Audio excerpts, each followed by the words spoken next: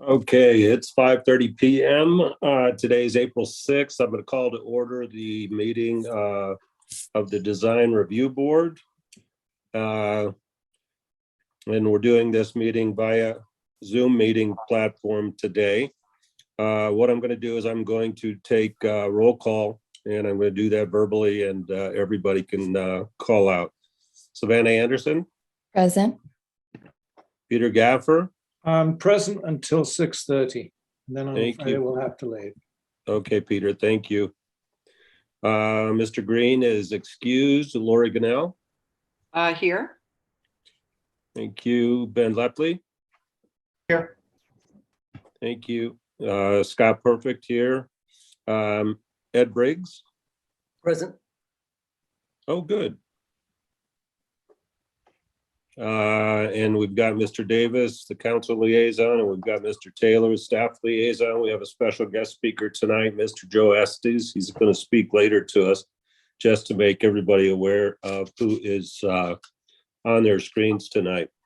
Okay, what I'm going to do first of all is I'm going to call to the public. The residents of Bisbee can speak at this time regarding design review board topics that are not on our agenda. And speaking time limits will be observed during the call to the public. Speaking time limit's going to be 3 minutes.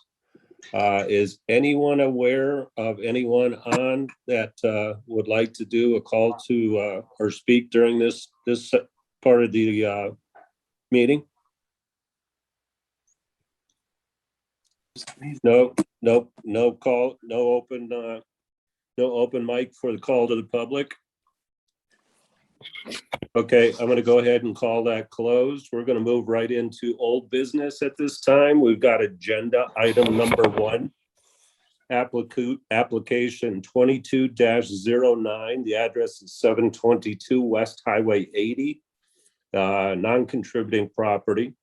Property owner Betsy McDonough and Representative Calvin, is it Fulginetti or Fulganetti? Fulginetti, but all Bisbee I'd say Fulginetti. Okay, all right. As long as you're not offended. We've got now this is coming before us again. Just a quick question to you before we get started, and you can make your presentation. Is there any new pertinent information on this item that we haven't already seen on the previous meeting? Yes, there is. I've given you 4 more sheets of pictures. She said she'd get them to you guys. It has to do with page 10, 11. We do have those. Those are what we're going to go on to the existing building that you had presented to us earlier. Yeah, on page 10, 11, and 12, and 13 too, I believe. I was missing descriptions and stuff like that. So I got some pictures of what kind of products we're using. Okay. What I would like to do is ask you, we're tackling our yard. you still have a someone speaking in the background? Yeah. Who's speaking? Collect water off the roof. Who's speaking in the background? Space. We're going to build bottle walls. Can we turn Music that should be. And like present. Is somebody's TV on in the background? So it sounds like. Yeah, they are. They just muted. Okay. Okay, good.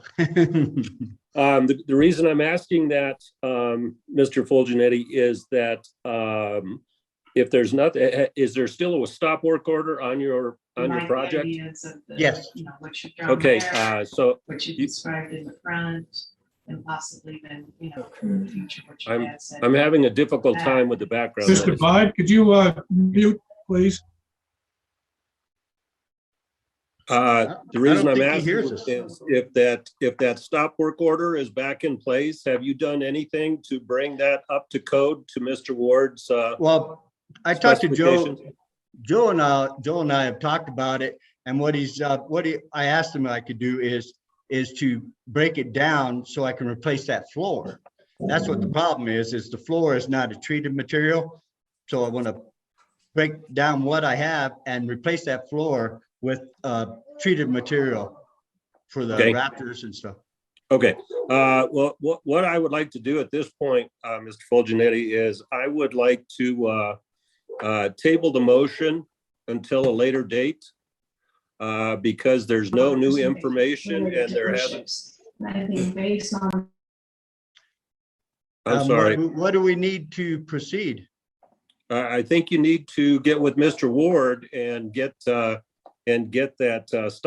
stop work order taken care of. Mr. Ward? Well, is he here? He should be. He's here. Oh. He's muted. Yeah, he can't have a building permit and the stop work order be in place until he's got to line up first his DRB approval. I'm sorry, say that again, Joe? His design review board approval needs to be in place before I can issue him a building permit. Right. Okay, and that It's a stop involves, work situation until he does that at least. okay, so we have to present this tonight and then he can go through you, is that correct? If you guys approve it tonight, then he can go through me and get that removed, yes. Okay, I guess I'm kind of in a quarry here. I don't know whether to table the motion because I'm not seeing anything that's moving forward on it as far as presentation other than adornment features. And Mr. Right. Fulgenetti, may I, just one moment, Mr. Taylor. thank you. And so, okay, one moment, Mr. Davis, I'll let you speak in just a second. And so that's the reason that I'm wondering if we could table this motion. Now, Mr. Taylor, you have a comment, and then I'd like to hear from Mr. Davis. Yes, I haven't seen Joe this week, but I would like to ask him if this indeed, you think that the DRB must approve this, Joe? Can you hear me, Joe? Joe? The DRB, I'm not saying the DRB has to approve it. No, I mean, before you can do anything, because my understanding was that this building was non-conforming. Now, if they have to move this, it's going to be in a different, and you and I discussed this, it'll be in a different configuration than it is currently. So I don't see how DRB can act on it if it's going to be torn down. It's not necessarily gonna have to be torn down. It's like Calvin said, if he can well, he's gonna have to basically take the walls all off and rebuild the entire floor. And then, and put a foundation on it, and then he could build it forward. But Well, this isn't the discussion you and I have had in the past. So Mr. Chairman, I would say you can go forward based on Joe's interpretation, but my understanding was he was requiring it to be either moved or torn down as non-conforming. It also was an illegal structure. So I am rescinding my objection to this going forward if you wanted to go forward with it. And Mr. Ward, can I get some more clarification? We can move forward on this tonight? Yes. Okay. The problem with the building is solvable. But he's gonna have to do a lot of work and to get to that point, but he can solve it. It's not that it has to be torn down. And it is an illegal structure right now because it doesn't have DRB and it doesn't have a building permit. And it's an unlawful structure, but that can be fixed. Okay, so this is something that we can decide on. Now there's going to be stipulations apparently, right? Of course, we'll have to meet standards. I think that there's going to be stipulations involved that we're going to have to pass on to you, Mr. Ward, to get final say-so on this. So does anybody else have any, Mr. Davis? I'm sorry, you did have something to say. Yes, I would think that this should be tabled until we can come back with further plans of exactly where this building is going to be located, what kind of foundation it's going to have. I mean, what are we approving? We don't, it's an illegal building at this point. So I think we're getting the cart before the horse here. That Thank sir, you. that is Thank not you. true. Thank you, Mr. Davis. Excuse me for a minute. Go ahead, speak, Kelvin. The reason it's illegal is because I don't have a permit to build it. The second part is the only codes that we're missing is a treated material for the floor and the concrete. It doesn't change the plans. It just changes what materials are in the plans. And it is out of the right of way, so that part isn't, it's not in the illegal setback, you know what I'm saying?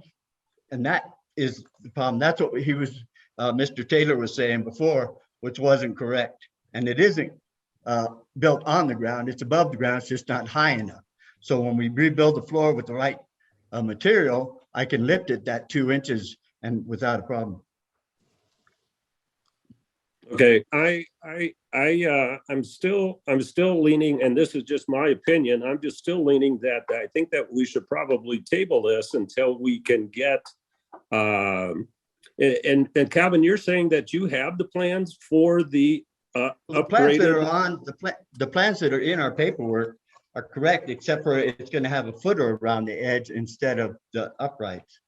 is that in this plan? No, that's the only Okay. part that changes. Okay, if we're gonna have changes, I think we should table this at this point and come back. Sorry to postpone it for another month. Okay, I'm but I just gonna think that's- ask right now, I want it clarified by every party what needs to be done, because if these things were addressed last month, we wouldn't be here in this situation today. It is not being moved, it is where it's at.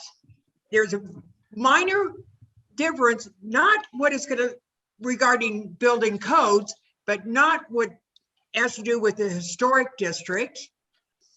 And so let's get it clarified of what needs to be. And Betsy, I think that you could probably have a meeting with Joe Ward to be more specific on that. What you We need to did, do. sir. We did, sir, yesterday. Oh, you just did yesterday? Yes. Okay, Mr. Ward?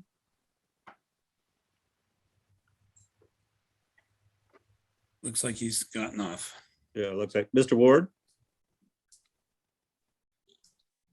I'm taking my overshirt off, so I turn the camera off.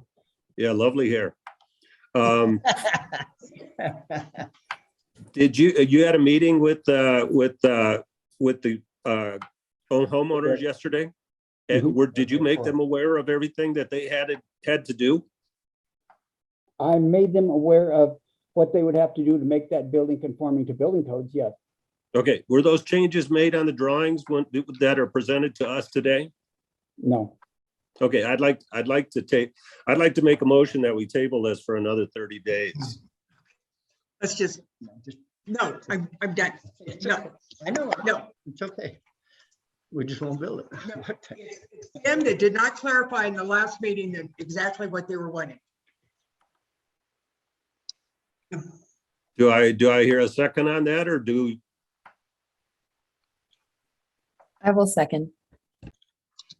Okay, let's take a vote then. Savannah, Aye. Peter, I'm opposed. I think we should go ahead. I have a perfectly competent set of drawings which can be amended as far as the footings are concerned. The plan is clearly shown where it's going to be. Therefore, I oppose the motion. okay, thank you, Peter. Mr. Green is out. Lori Ganell, I oppose. okay. Ben Lepley,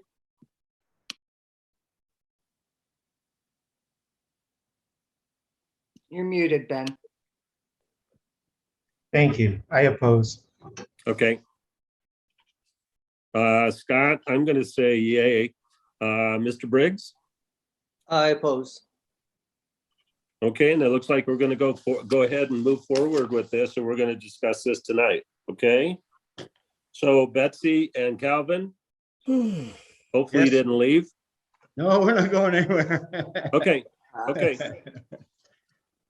So go ahead, make your presentation. And you've got new Well, I hope that information. those for- extra, the two of those pictures weren't good for the T111. The questions were allowed in the last meeting we had was the doors, the metal doors. On one of the pictures, you can see the metal doors, but you can't make them look old. I mean, realistically, but she wants to paint them and make them look like wood. They are metal exterior doors. There's only two types that you can use for exterior doors.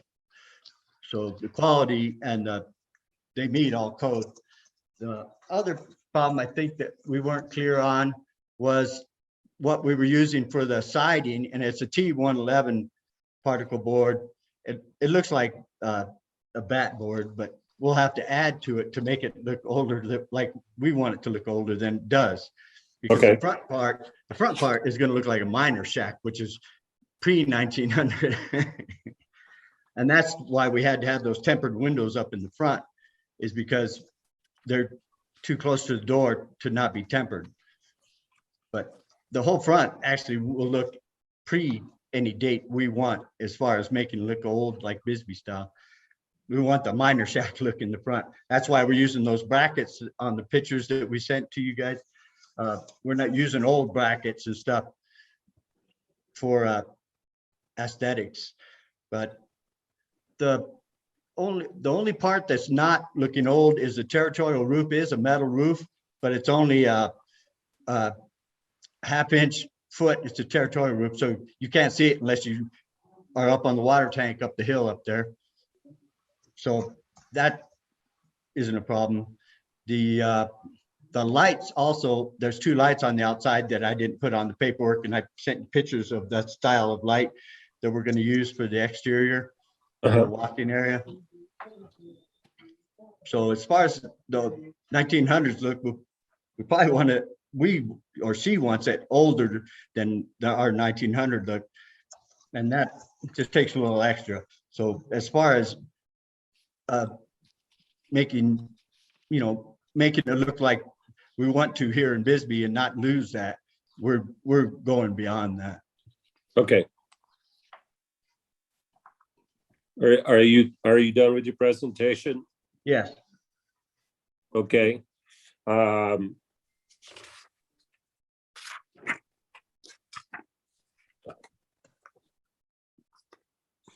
now I don't see Mr. Taylor. Are you I'm there? right here.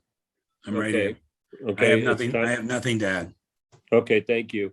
Public comment only at this time, or will there be time left, time limit for speaking, 3 minutes per person? Do we have anybody that's making a public comment on this specific agenda item? Nobody on board? Okay. Board discussion at this point. Okay, and of course, the homeowners, you will be able to answer, and I see you, Ms. McGinnell, but you guys will be able to answer any comments or any questions that we have for you at this time, okay? So I'm going to open this to board discussion. Ms. Ginnell, I thought I saw your hand up, yes? I just wanted to say, since Joe Ward is on top of this and has made changes to the plans that the homeowners are going to adhere to, I'm inclined to pass it. This is a non-contributing structure. I mean, the first time I went looking for it, I couldn't even find it. So it's not like you really see it while you're driving around. And as the homeowner said, you have to be up at the water tower, to even see the roof. Well, yeah, so I'm just for those reasons alone, I'm inclined to pass this. Okay, anybody else have any comments? Mr. Briggs?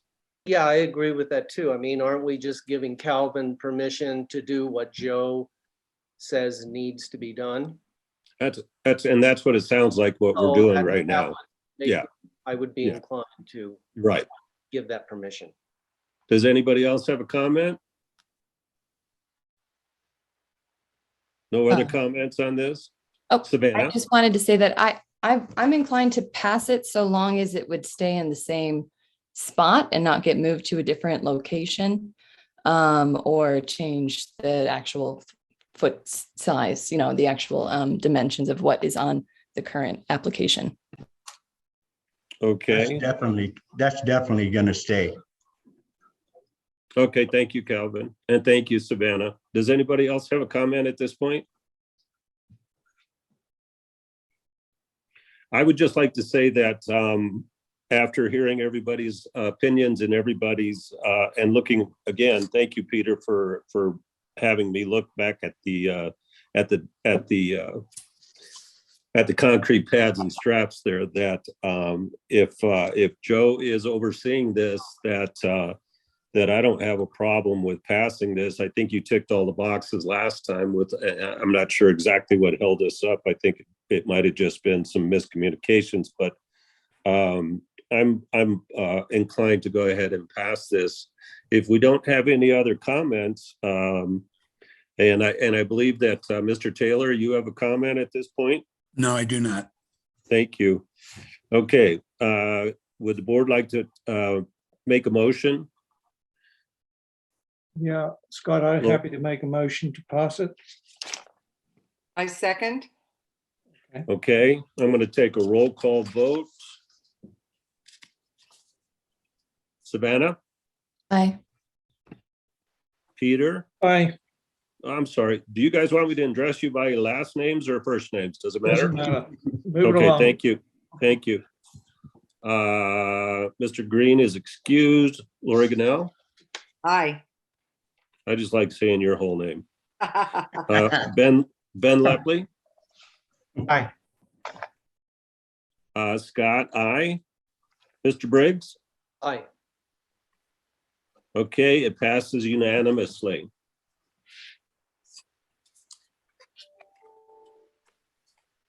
Okay, now at this point, and thank you, Betsy, thank you, Calvin, appreciate it, okay? Thank you. Oh, you're more than welcome. Glad things worked out for you. Hard work. Just keep working at it. Okay. Just keep working at it. Okay, we've got new business at this point in time. What I'd like to do is hand the meeting over to Mr. Davis. Savannah, did you have a comment? Oh, okay. No, just a scratch, sorry. Okay.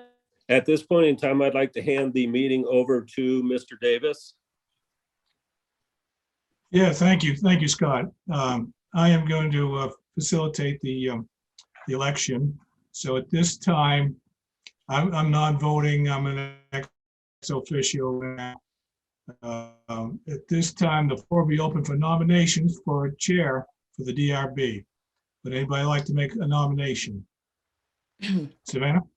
I'd like to nominate Lori Gannell to be the chair. Okay. Any other nominations?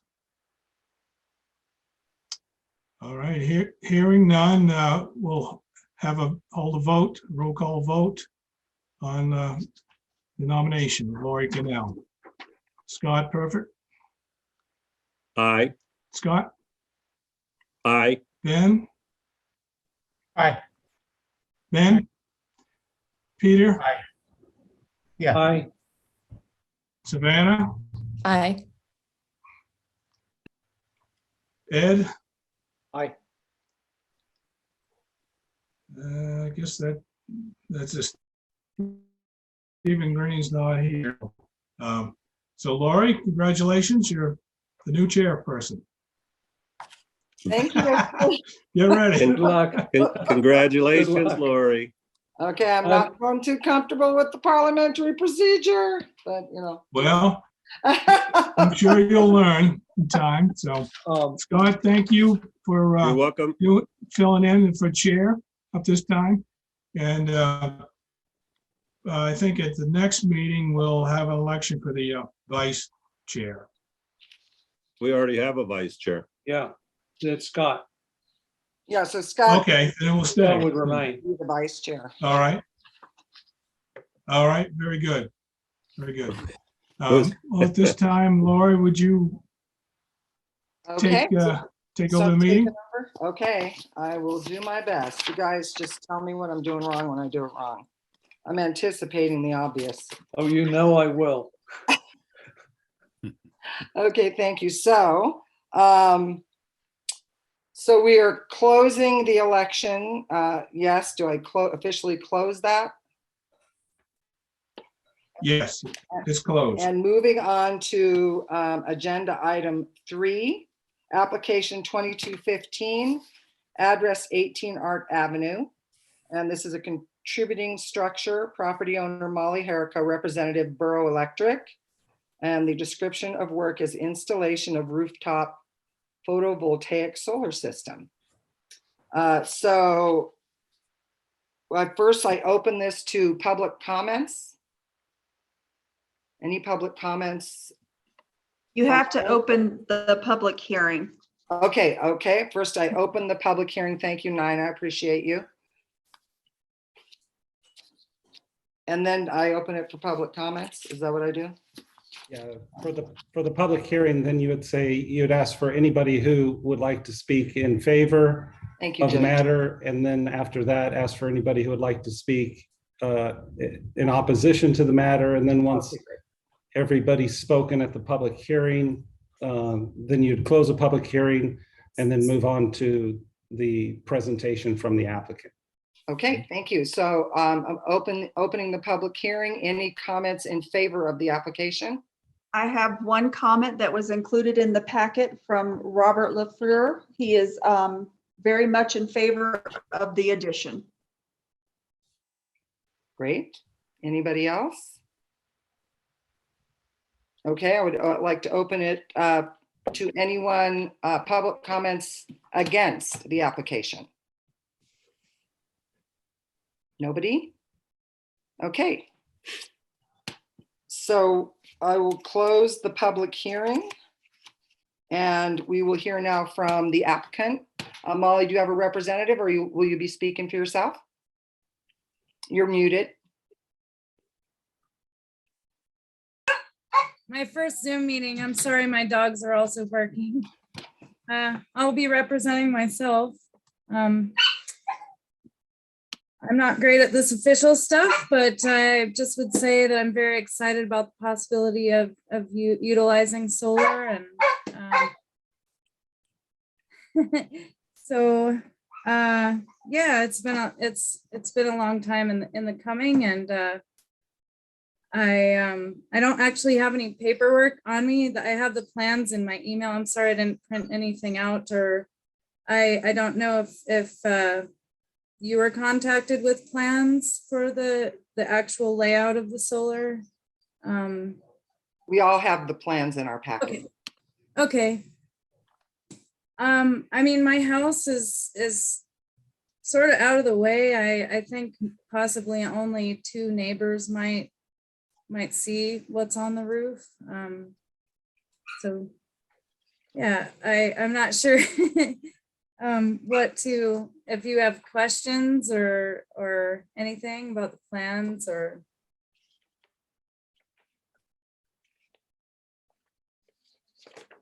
So is that all that you have to say, and we can move on then to? Yeah, pretty much. I mean, I would just be incredibly grateful if I were able to move forward with this and have the solar installed, and it's very important to me to start moving in that direction, and that's all I have to say. So I'm grateful for your time and consideration. Okay, thank you, Molly. And thank you. Yeah, okay, at this point, we will close the applicant's presentation and go on to the staff report. Mr. Taylor? Thank you. The Bisbee Historic Guidelines are very vague on this subject. I think they were written almost before solar energy was a thing. It does state that, and I'll just read it for the record, solar panels will be placed out of sight whenever possible. That is the mandate. And I looked at the property, and without Google Earth, I can't see the roof. So that's my observation, but you'll have to decide. Thank you. Okay, so great. So now, do I ask for public comments again? It says that in the. No, we kind of took the public hearing kind of out of order, so you don't have to do it again. And now you can just go into the board discussion. Okay, so the board discussion is now open. Do we have any comments or questions? I'll kick off if I may, Mr. Chairman.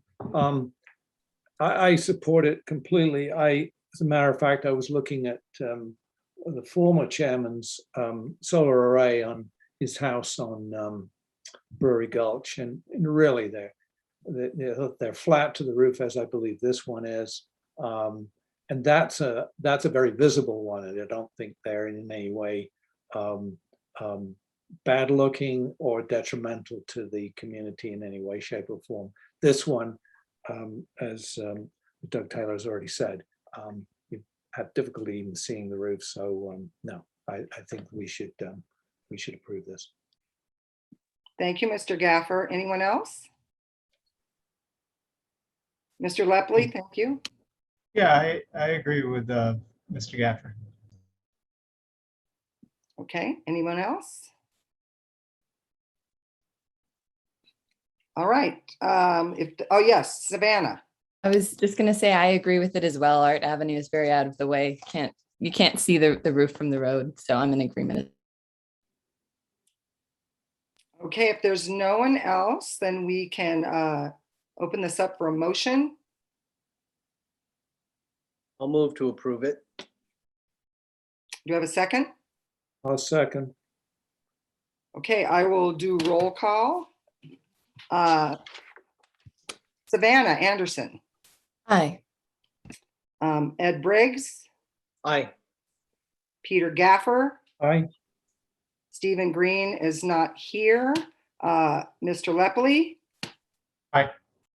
And make sure I'm not, who am I forgetting? Oh, Lori Ganell, aye. And did I miss anyone? Scott, perfect. I think you said aye, Scott, but you were muted. Okay, aye. So it passes unanimously. Congratulations, Molly. Thank you so much. Thank you. Okay, so we will close agenda item number 3 and move on to agenda item number 4, application.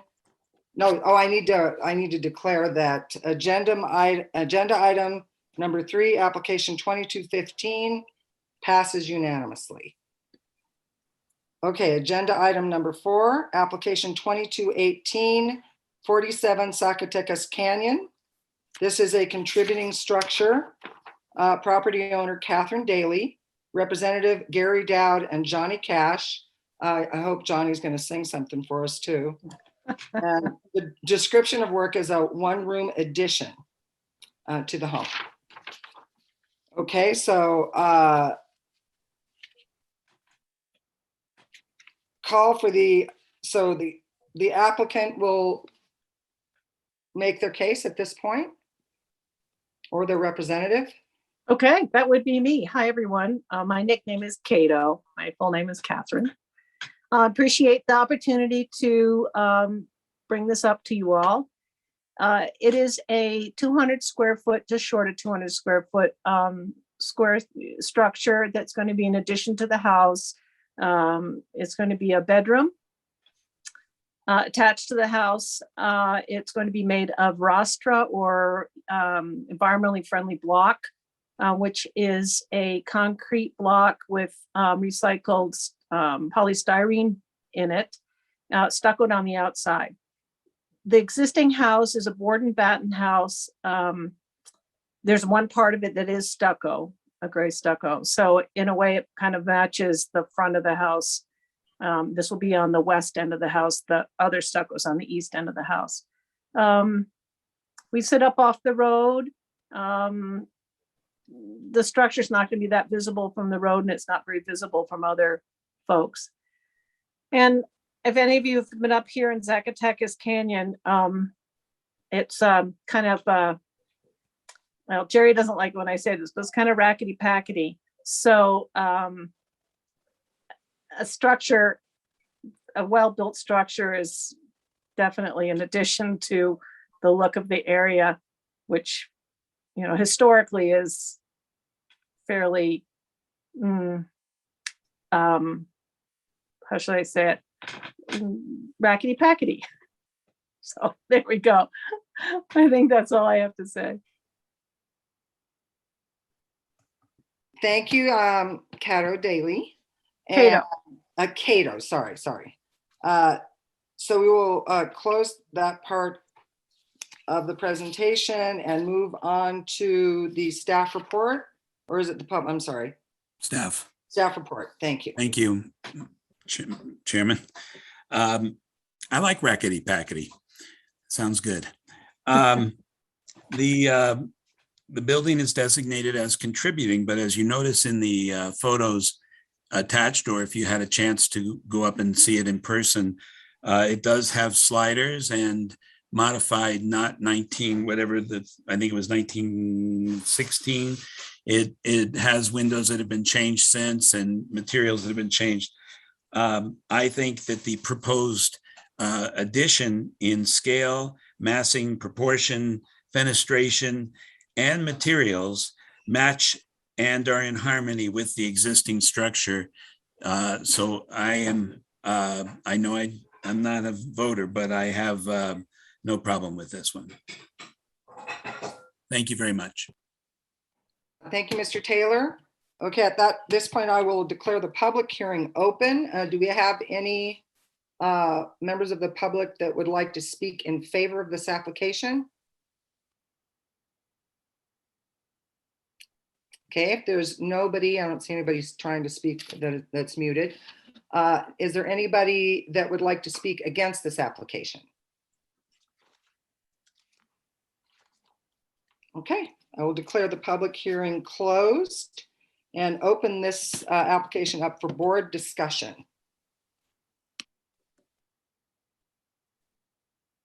Anybody? I don't see any hands. Okay, now I see hands. Savannah. I just forgot my words. I'm in support of this. Normally, I would have an issue with the windows, but given the fact that the house already has windows, this would be matching what is existing there. And I know I usually take my dog on a walk up there, so I've seen the property many times. I think the addition would actually match the existing house with the stucco on the opposite side. So that's all I have. Great, thank you, Ms. Anderson. Mr. Lepley? Yeah, I support the proposal. Of course, I'd rather not see sliding windows and see maybe, dormer windows or something like that. But, I think the materiality sets a good difference from the original structure, and the form works well, and so on. So. Thank you, Mr. Lepley. Anyone else have comments, questions?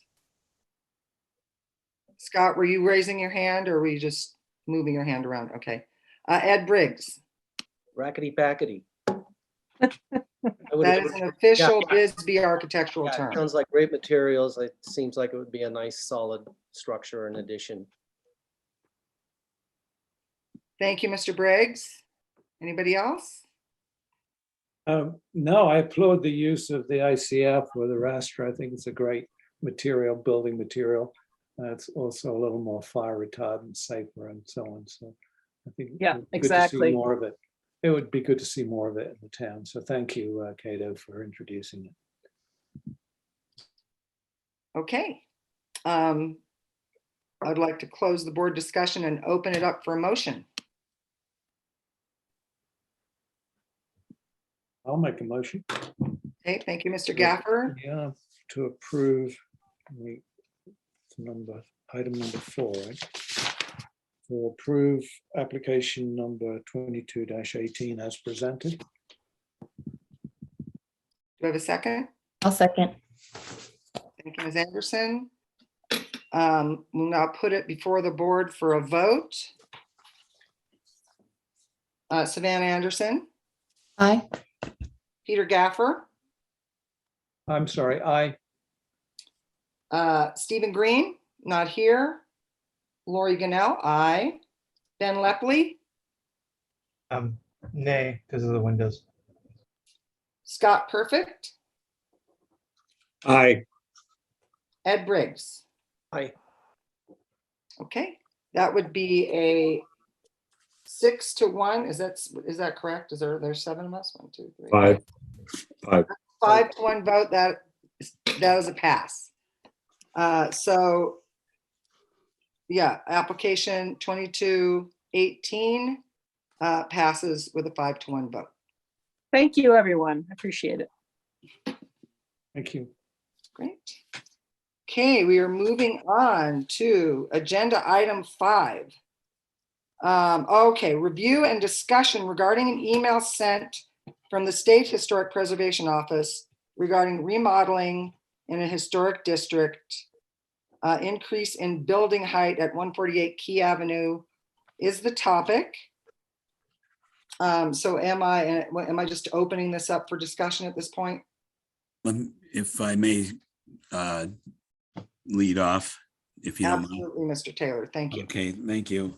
It is not my intention for this letter to be the subject, or the property that this letter is written about to be the subject of this discussion that can happen in agenda item number 6, if so desired. What I would like to have the board discuss, and I'm here for any kind of information you may need from me, but are 3 points. The increase in allowed building height, the scope of work, and the delisting of contributing structures, and the demolition of a significant part of a building. Those are all important issues. I think they come up every so often, and I think if the board could just discuss how they feel about it. I hope everyone's read my points on that. I don't think I need to rehash that, but I would like to give the board a chance to discuss these items to whatever extent you would like to. Thank you. Okay, opening this up for the board discussion. Anybody like to address the letter and the content? Madam Chairman, hi, may I ask a question as an attendee? So just to be clear, so this isn't about this design that some of us are here as community members to speak about? This is something that's not, okay. That will come next. That's item number 6 on our agenda. Okay. Yeah. So thanks. I just want to be clear. And this is just an email. I'm sorry, I'm not clear what. This is a letter from the State Historic Preservation Office that was about this property, but it's really about what we're discussing is the contents of that letter and around, what it means to significantly change a structure that might call for a demolition permit. Okay. This is a topic that is separate not related from what to we're that. going to discuss. Yes. Okay, thank you very much. You're welcome. Anybody from the board? Yes, Savannah Anderson. So are we discussing the letter we received from Ariana from the Arizona State Board, or are we discussing the information sent to us by Doug Taylor from the guidelines? The letter, I believe. Is that correct, Mr. Taylor?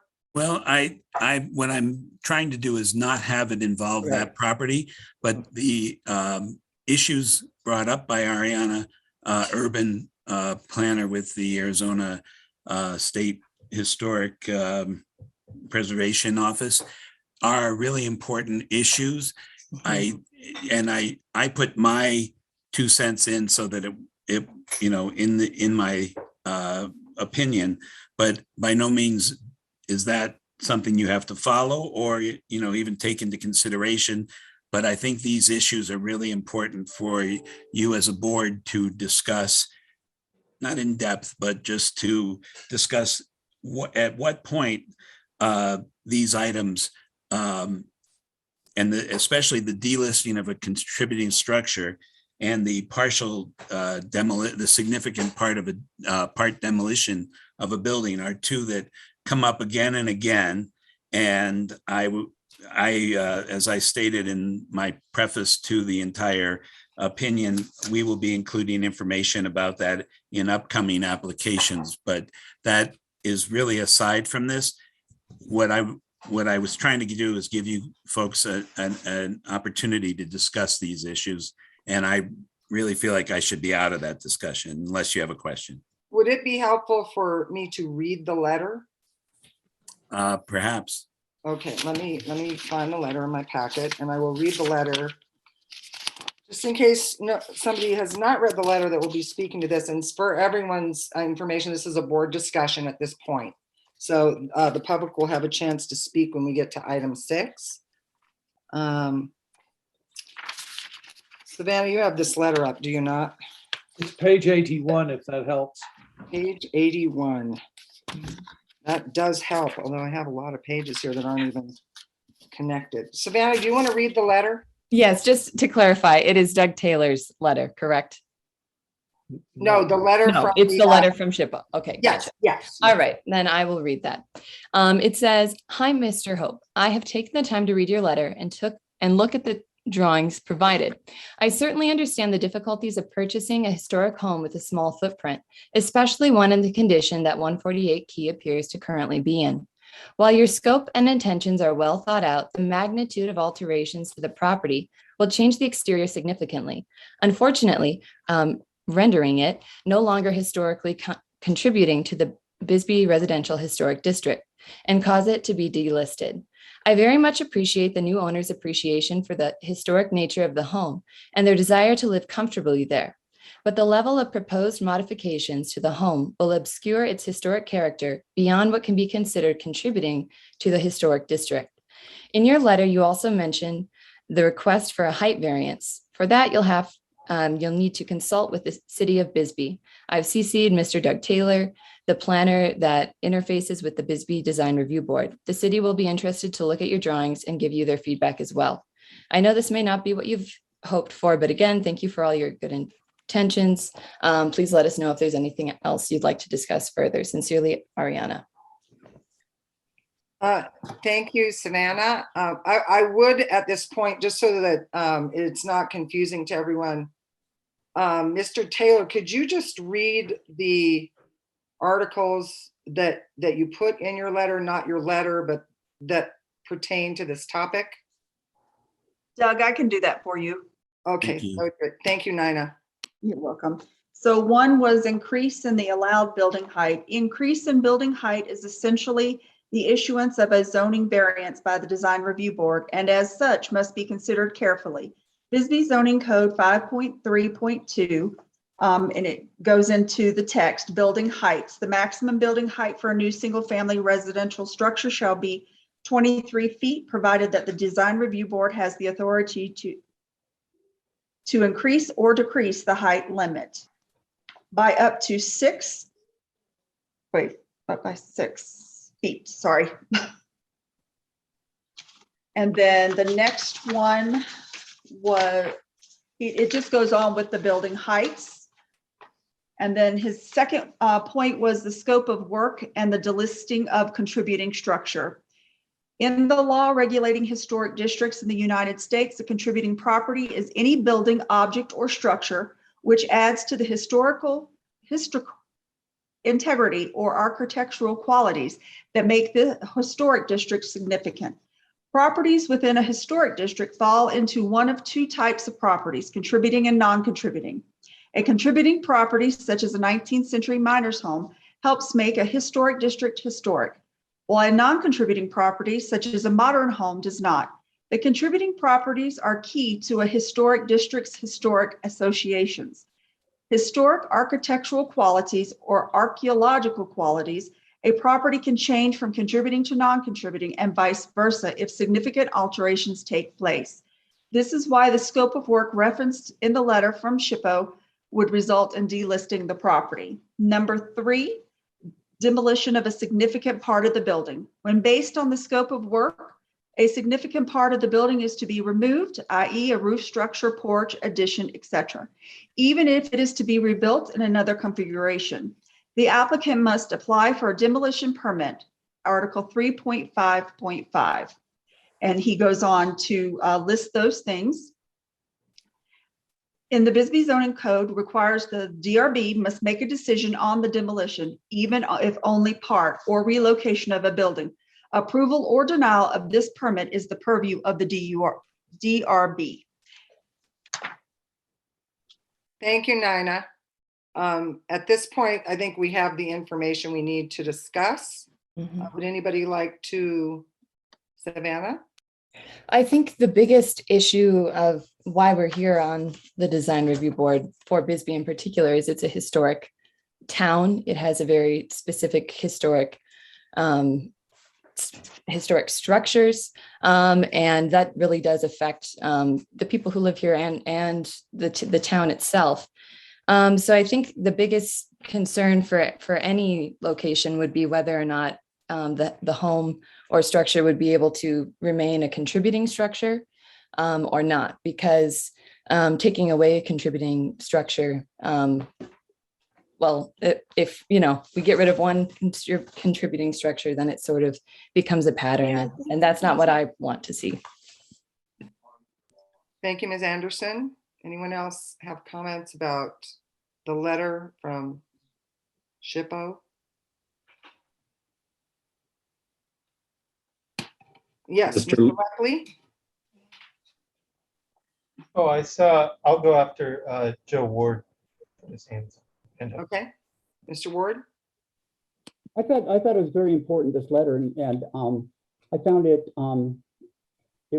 like a landmark to me in getting this letter and understanding what they're saying. This is from a historic preservation professional who deals with this all the time, and all of the rest of us don't. But Ms. Urban, what she said in here was, to me, was so important. I've always been a proponent of remodels, such as Mr. Hope was proposing for this, and I see that I was wrong, and I think it's a learning moment that we can all grow from, and fit the role of the DRB better by understanding and using this as a pattern. Thank you, Mr. Ward. Sorry, thank you, Mr. Ward. Mr. Lepley? Yeah, coming at the standpoint of an architect who does a lot of historic preservation projects, remodels, knows about structure, can do structural calculations in a pinch if I need to. I would say when you remove a roof, a floor, a wall, it's not impossible. But a building can become very unstable. And if not done by a licensed contractor or done appropriately, the building can fall down or become so compromised that the entire thing needs to be torn down. And we've seen this happen in Bisbee on a number of occasions within the last couple of years. And they've turned into the absolute worst fiasco that nobody ever wants to deal with again. Laundry Hill is one of them. That started out just like this, and it did not end well. It still might be ongoing. So I just want to caution anyone when we have remodels of such scale, it's hard to put these buildings back together. And that's on a technical note.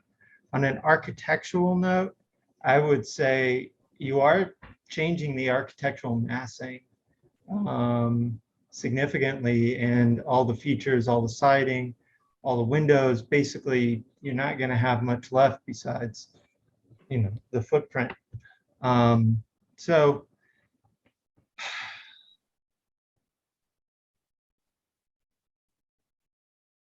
on a third point, architectural styles, whether they were landmark or not,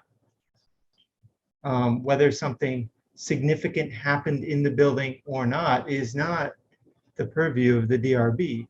The purview of the DRB, and the reason why the entire city of Old Bisbee is under this DRB review, is because every building that is historic, built 1918, 1950, contributes.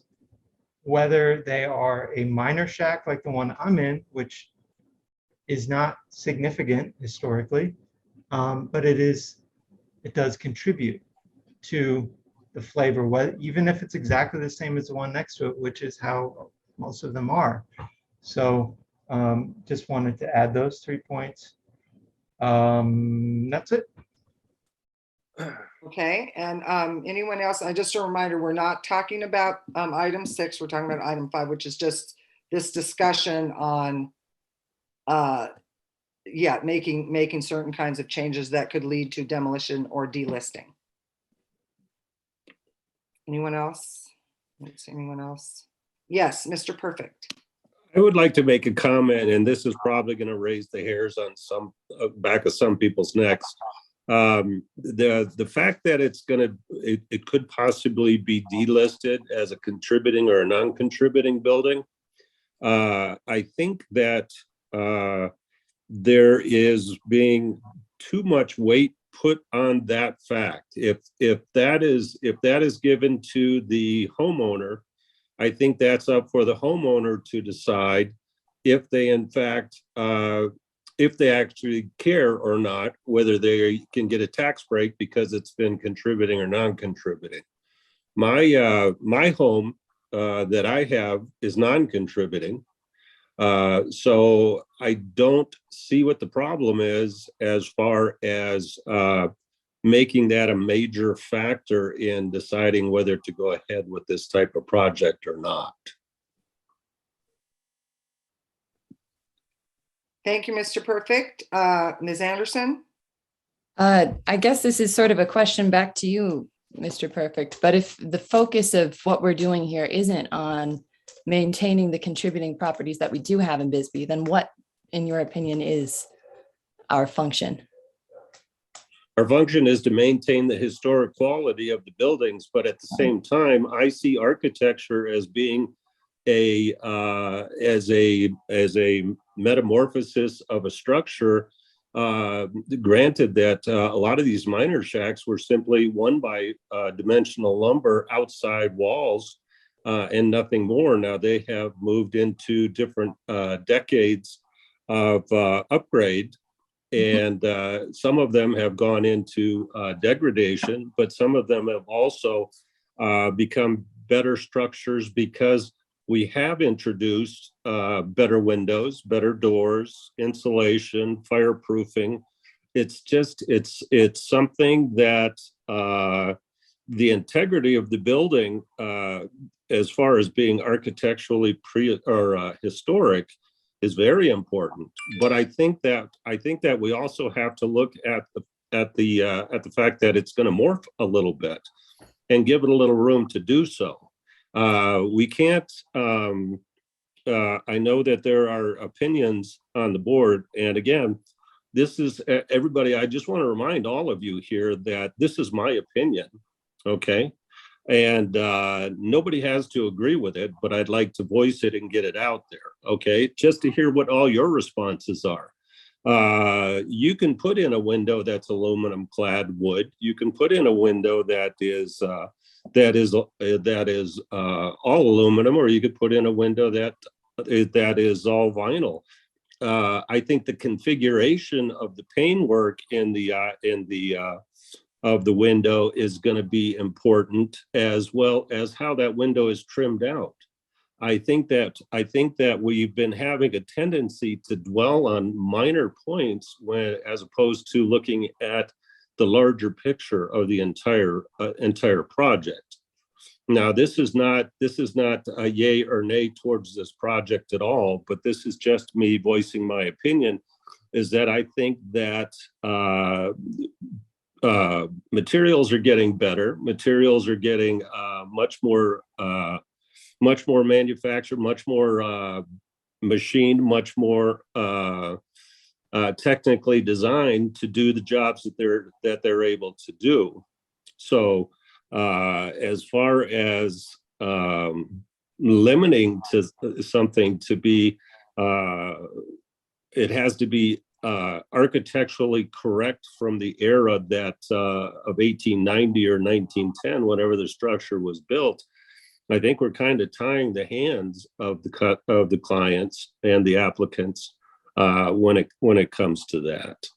And I'm just throwing that out as a general statement. And Miss Savannah, what is your opinion on what we're doing on the design review board, since you wanted to call me out on that?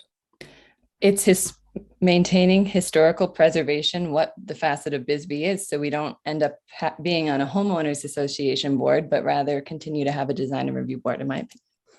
I don't see a homeowners association board being anything like the design review board, Mrs. You know what I mean. That's but my whole goal is maintaining what is historic. I don't. Okay, so, Mr. Perfect, did you have anything else? No, Or- I'm done for now. Thank Okay, you. okay, thank you. Thank you, Ms. Anderson, or anything else? Anyone else have comments? Yes, Mr. Taylor. Thank you, Mr. Perfect, for that honest opinion. That was good. That you feel that I think the board should be a safe place to say whatever, even if it goes against what people think. Thank you, and Mr. Taylor. You're welcome. What I wanted to say is that at the time that this, and very briefly, hopefully, at the time of this, the inception of this historic overlay district, this was the intent was to preserve what was here. And they did choose what was already modified and what hadn't been modified very much or not at all. And those were the contributing buildings. The number of contributing buildings is important in the creation of an historic district.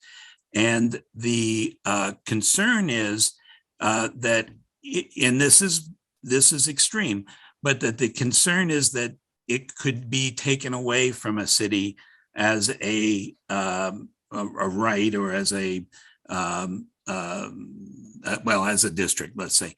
This has been in some cases when so many buildings are modified that the national parks have taken away that designation. And in the Bisbee economic, and I know this seems to be all about economics, it's not meant to be, but in the economic aspect, tourism, which is why a lot of people come to this preserved, when you come over the mountain, you see this little train set of a preserved 19th century city that could be taken away. And I'm not saying it is, but that has happened. And I think Bisbee would lose an incredible amount of the material culture and the economic culture. And thank you very much. Thank you, Mr. Taylor. Anyone else will speak on this topic? Yes, Mr. Estes. I just want to encourage all the board members and appreciate your service and everything, but to please just review the zoning code as it applies to your purview as members of this board, and specifically look at 2.6.2 that provides for the basis and purpose for the design review board. There's many different areas in there. Just on a regular basis, I think review the materials in that zoning code, because they do establish certain criteria and things that the board is one, required to follow in certain circumstances, and two, is guidelines in certain circumstances, and understanding what is a requirement and what is a guideline. I like to use the words shall and may. Shall is a requirement. I shall do what my wife tells me to do. If she says you may do this, that leaves it up to my discretion and my judgment, which sometimes it probably should be a shall, but it's usually a may. And I'll give you an example of that. If you look at 3.5.5b, since we're talking about the contributing properties, I think it's important to understand and to read the words that are in the code, and understand if there are areas of the code that the board gets together and thinks that need to be updated or revised, you're more than welcome to present those proposals to the city council for revisions and updates and things. So let me read here. So 355B states, and this is with regard to demolition and movement of historic buildings, and it specifically talks about contributing structures multiple times in this section. And it says, if preservation or rehabilitation is determined to be feasible, and if the structure has been designated as one having significant special significance or as a contributing property within the district, the design review board shall deny the permit for demolition or movement of a structure. So in legal terms, shall deny, that sets forth a requirement. If you make the determination that preservation and rehabilitation is feasible, then the next step is, okay, that requires a denial. So just encourage you to read through what those provisions are in the code. And if there's questions, feel free to email me or Mr. Taylor or Mr. Ward, questions with regard to anything that may come up that you have a question with regard to the zoning code or the applicability of a certain provision in there. And the reason why we have such a detailed zoning code is because, Bisbee is a historic city, and there are special requirements. And so you want people to be on notice that, okay, if you own a house in the historic district, you have a lot more requirements and restrictions on what you can do with your property than somebody who owns a house a few miles away that's outside of that district. Thank you, Mr. Estes. Appreciate that. Anyone else? Okay.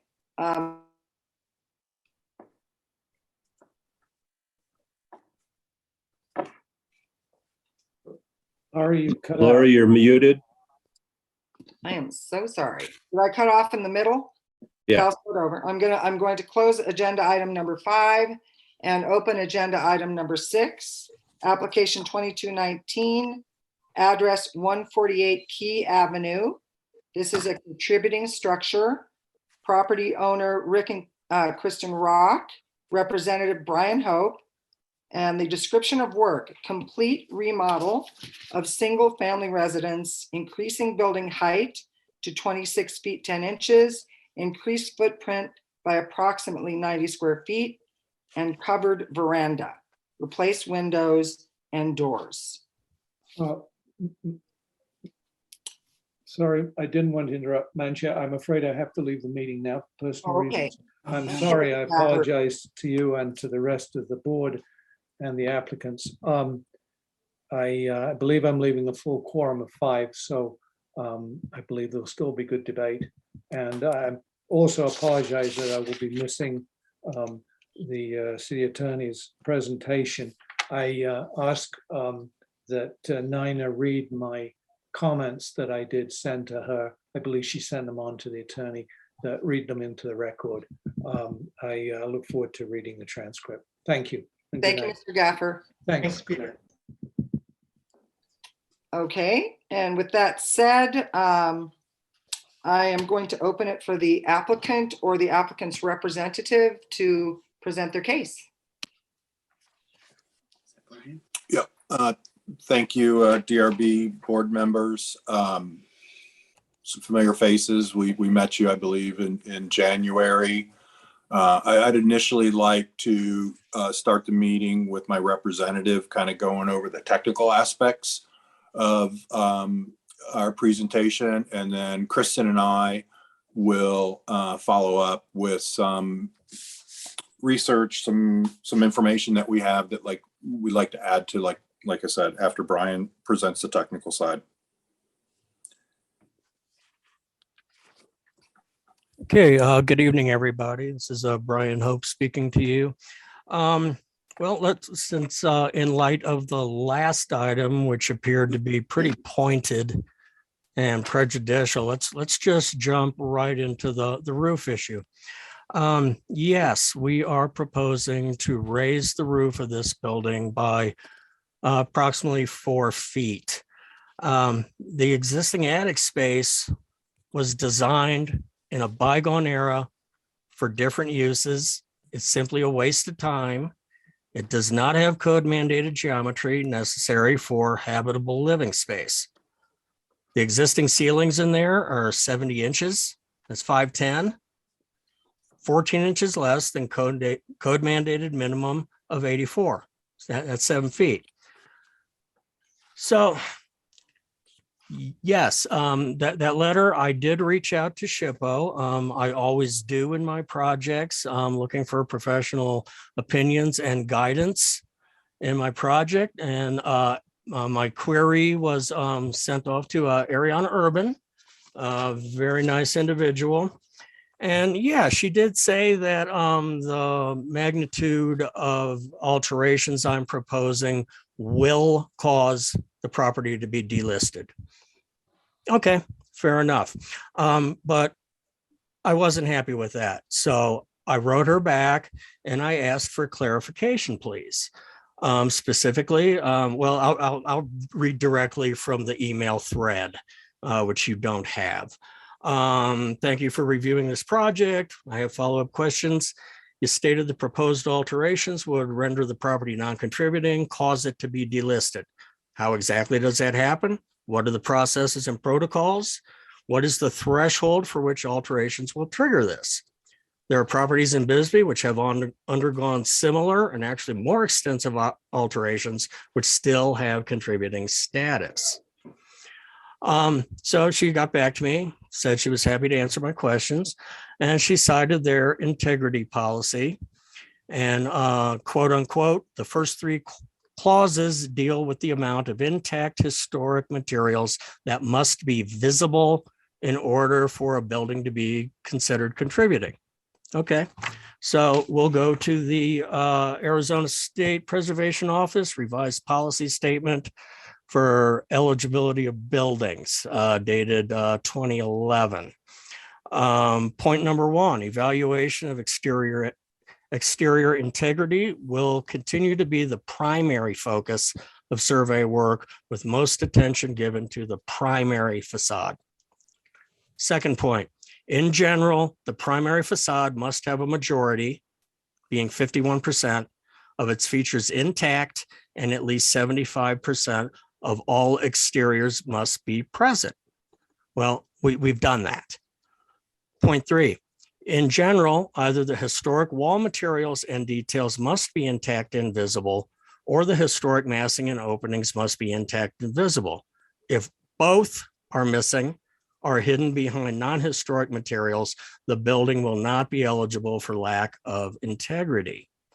So we're not hiding anything. We're raising a roof. In order to accommodate that, we are building knee walls, which is a standard building configuration. Mr. Taylor, when this came before you in January, stated that that was an impossibility. Well, no, I'm sorry, that's directly out of the building codes. It's called platform framing. If you would refer to my point cloud studies on pages 16 to 20 of my application to you. Give you a moment to find that.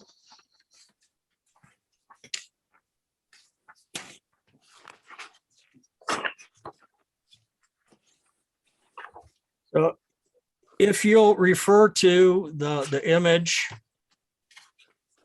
labeled elevation overlay proposed, you'll see an image there.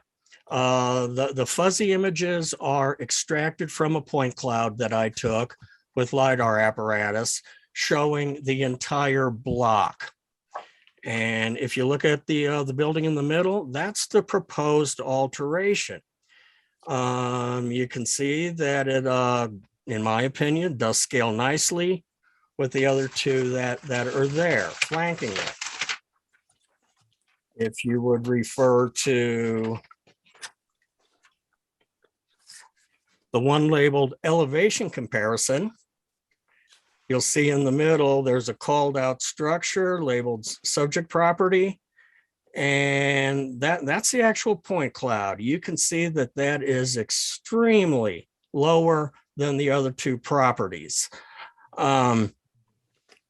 Anyway, back to Ariana's letter to me. I asked her, okay, you know, how do things get delisted? What is that? Her response, quote unquote, generally, we do not seek out properties for delisting in national registered districts, but may do so if one comes to our attention. If the district were ever to be resurveyed, each property would be evaluated for the extent of any alterations made since the 1980 inventory. So no, they don't seek out properties. There aren't SHPO police out there sneaking around to see who's doing what to their properties. In order for a SHPO review, there would have to be several complaints regarding this project. I'll talk about Mr. Cummins' residence next door at 150 Key. They put a second floor on in 1991. And they did that by raising their roof 4 feet. That home still has a contributing status. The home on the other side, the uphill side, 146 Key, has been altered so extensively it in no way resembles what was there originally. I've been here for 25 years, and that is not what was there. That property still has a contributing status because nobody filed complaints. And it would take more than a single complaint. There would have to be an uproar to cause a SHPO investigation. So, I went on to ask her, okay, what happens? What happens if it does get delisted? She said, quote unquote, there is no monetary penalty for the community nor the property owner. Entire districts are rarely delisted and would likely have to become unrecognizable in order for SHPO to consider delisting a district.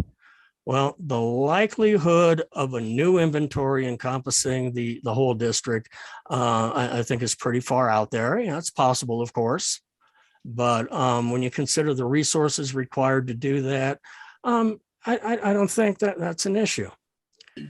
She goes on to say, quote unquote, the last point I will make is that a SHPO review and approval is only necessary if the property owners wish to participate in the state property tax reclassification program.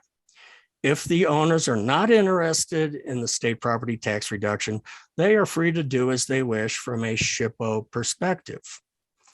So that's SHPO stance on it. You may take that last statement of hers for what it's worth. Yes, we're raising the roof. We are not altering the pitch. We are improving the materials. There are degranulated shingles on there right now. The roof decking is OSB that has suffered water damage. It has to be replaced. At least that has to be replaced. And again, we are raising the roof to provide for habitable space. Yes, a separate demolition permit is going to be required to dismantle that roof and rebuild it. We're not arguing that. That's a mandate. You got it. Happy to do it. We're also aware of the zoning code. That's why I brought that height increase to your attention. All right. We know that it's 23 feet. That's where the roof is now, but we need that additional 4 to accommodate that habitable space. That's why we're asking for the variance. As far as obstructing anything, no, we're adding a wraparound porch. Ubiquitous in Old Bisbee. I'm up on Bailey Hill and looking out my window, I can count easily 10 wraparound porches in my line of sight. That's 10 in a quarter-mile radius. So there's nothing weird or about that. We'll leave that alone for now. The interior floor plan, of course, which you're not really gonna take into mind. We have to remodel the whole thing because it does not accommodate the Rock's family or lifestyle. So in order to take care of that, we're proposing to push that one wall out by 3 feet, 3 feet, 90 square feet. Again, we're going to dismantle that. We're going to push it out 3 feet and we're going to put it back together. We're not destroying anything. The same siding is going to be used. We're moving it 3 feet. If you would refer to, I apologize. Let me find my drawings again. If you would refer to the image labeled space adaptation through time, this indicates what was there and what we're proposing. The main the middle portion there labeled original footprint of habitable space. It's just like it sounds. That's what was there originally. In the corner, you'll see where it says existing remodel porch enclosure. That was enclosed after the fact. And I'm saying post 1957, based upon the IWC windows that are there, that company was not in existence prior to 1957. So that was certainly added. Up in the other corner, the mudroom addition, that's existing. That was added, I can't tell you exactly when. I'm assuming the 40s, and I'm basing that upon the material types that comprise that addition. You can see on there the proposed footprint increase, and you can see the dimensions of the proposed veranda as well. If you refer to the next space, the level 2 space adaptation, you can see the original attic space, which is not habitable. And by raising the roof and pushing those walls out to those areas where you see the created space, we can accommodate habitable space in there. The windows, yeah, some of you have, we've come under fire because we want to replace all of the windows. And all of the windows need to be replaced. The majority of them do not work. You can't open them. You can't fully close some of them. The sashes are gone. And it only makes sense. It only makes sense to replace them with energy efficient windows. We're proposing metal clad wood. That's my go-to window. I'm sure a lot of you have seen my projects. It's not a strange window. We are going to honor the existing geometry wherever possible. The doors, the existing doors are garbage. Sorry, Rick. They're garbage. They need to be replaced. They're cheap, shoddy contractor grade doors that have seen better days. And the Rocks wish to replace them with rather costly solid wood craftsman style doors. If you refer to the images following the elevations, you will see the line drawings of the windows and doors that we're proposing to use. I'm sorry, I can't give you make, model, serial number at this time. But that's a specification. We're talking about the concept here.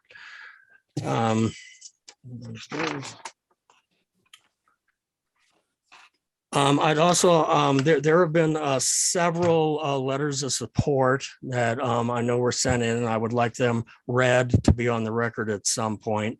But I'd like to discuss a couple phone calls that I've had with some of my colleagues. One was with Mr. Bob Vint. He's the principal of Vint and Associates Architect. I've been collaborating with him on the Bisbee Royale project. He looked over the design. He thought it was good, appeared to be well thought out.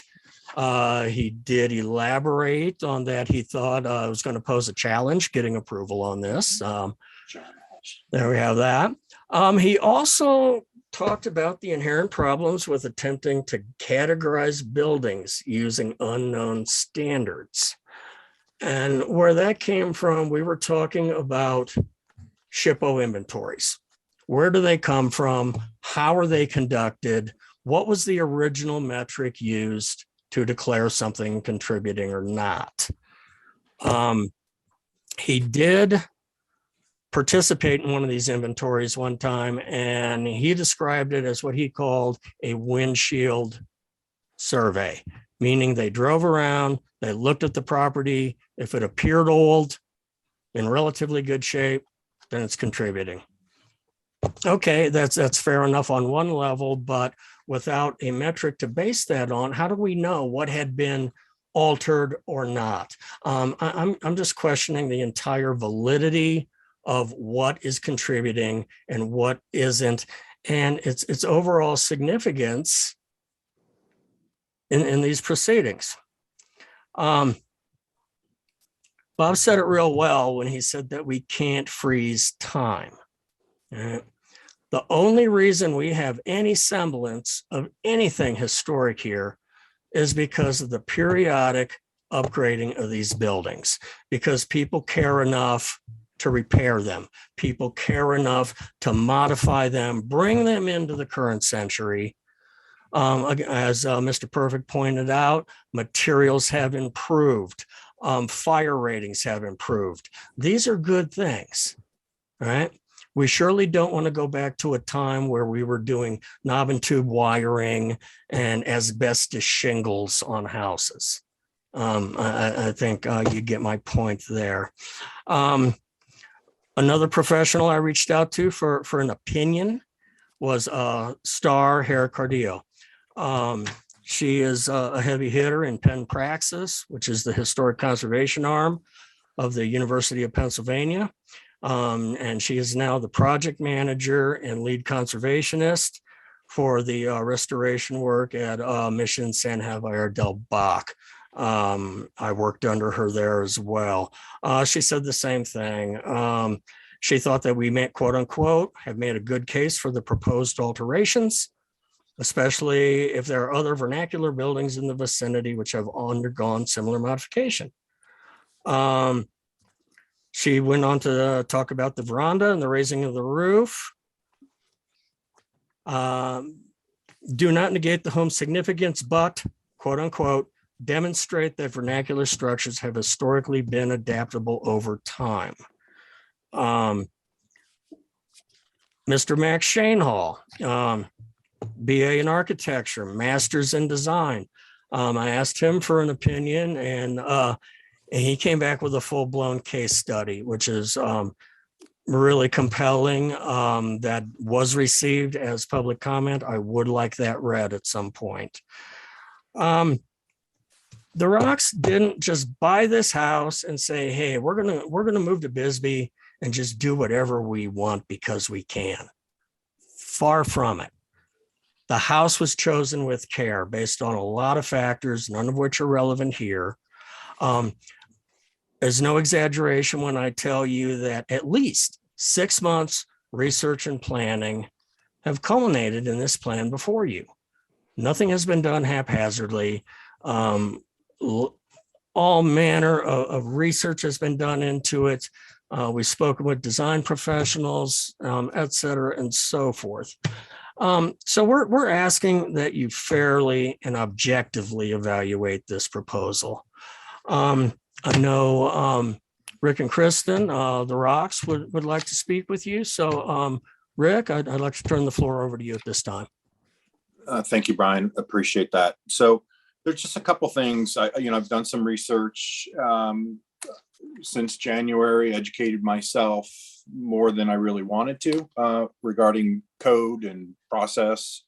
One thing I'd like to call to attention to the board is from the National Register of Historic Places registration form. So this is actually the application that was submitted to SHPO to get the designations of historic, and I believe 3 areas of Bisbee, one being Old Bisbee, which is where we're at, of course.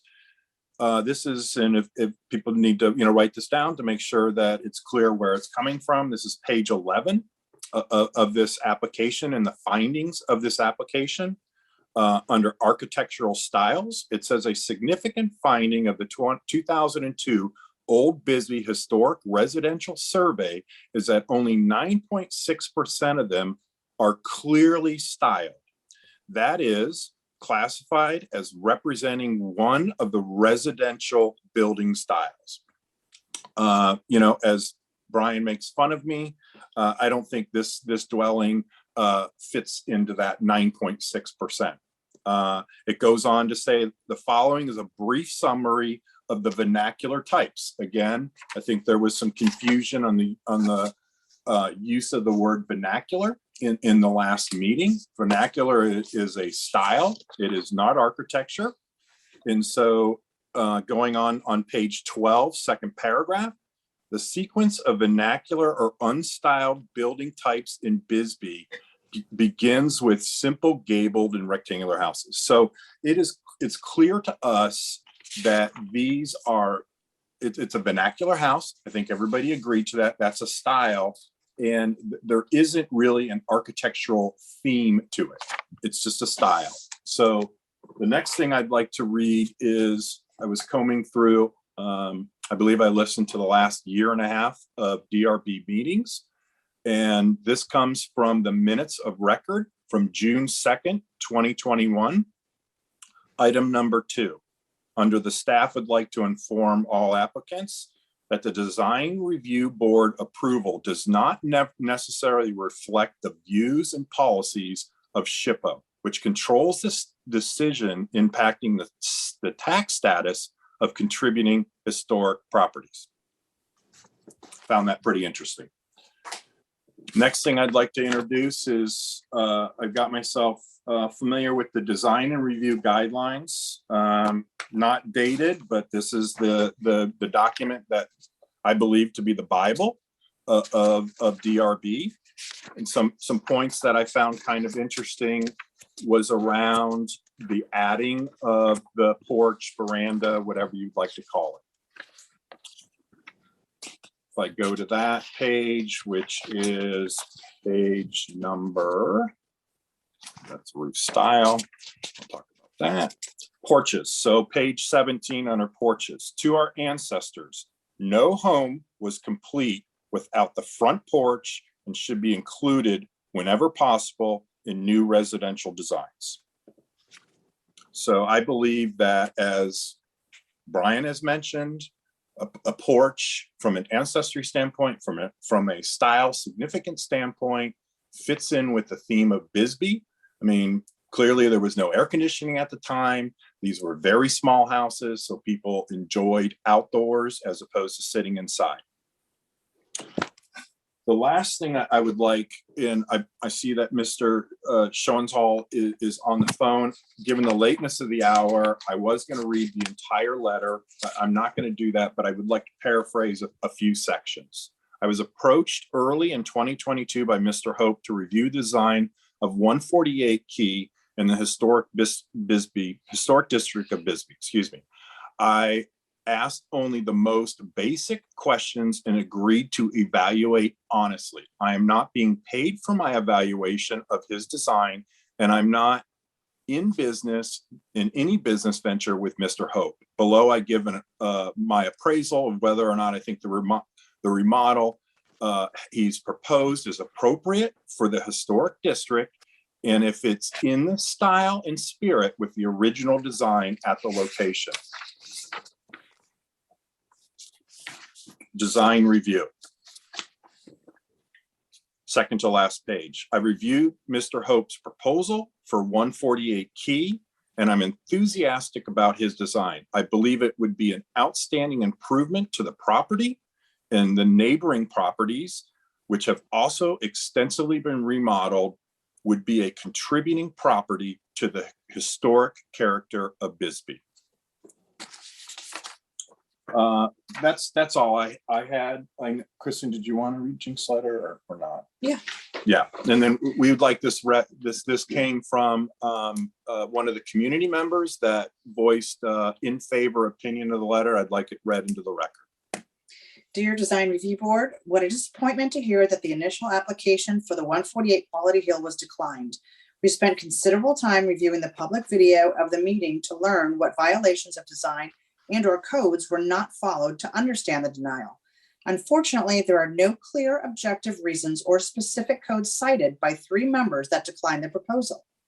Instead, emotional statements ranged from, quote unquote, The proposal changes the house and what it stands for in Bisbee and quote, the design doesn't look like the house and obliterates the vernacular style house, end quote.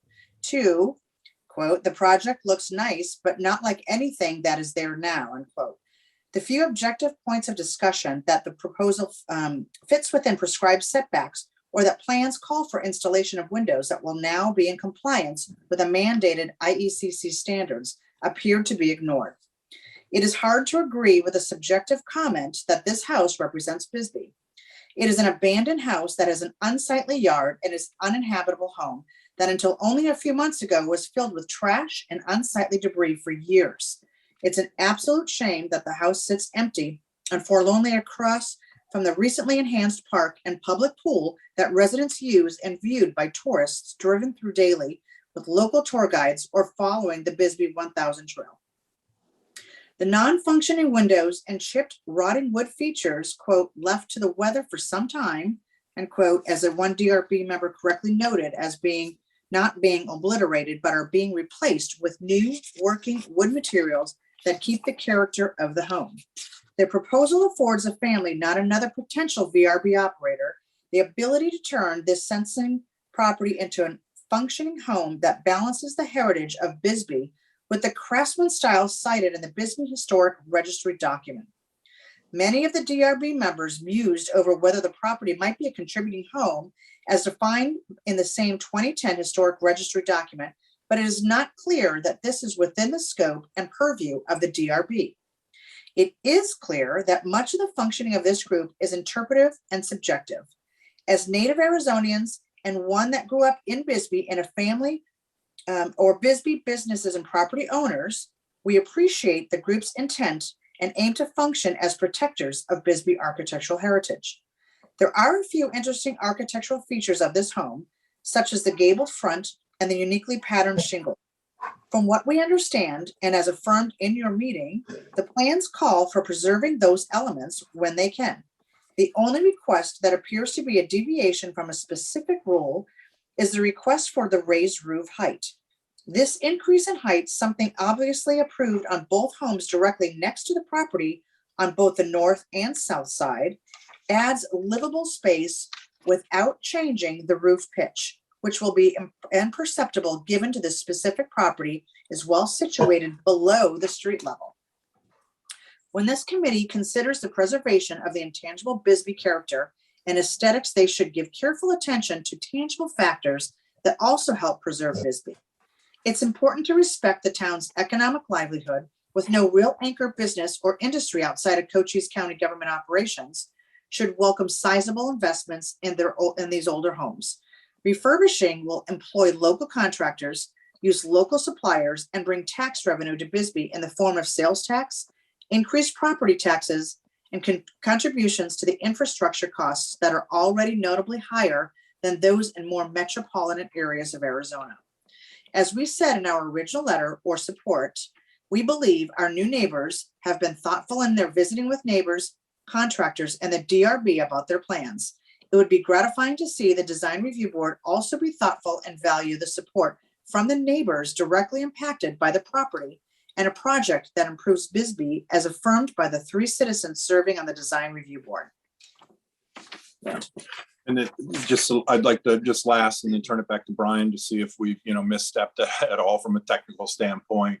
But one thing that we did take into account was the recommendation or the concern from the January meeting regarding what I had originally wanted to do was take whatever was the existing shingles on the upper gable, preserve whatever we could. I believe a lot of them are rotted, and move them underneath the veranda to protect those. I believe in our proposal, Brian, correct me if I'm wrong, we're going to keep those shingles and add to them into the same pattern and like material, so that architectural feature will remain visible.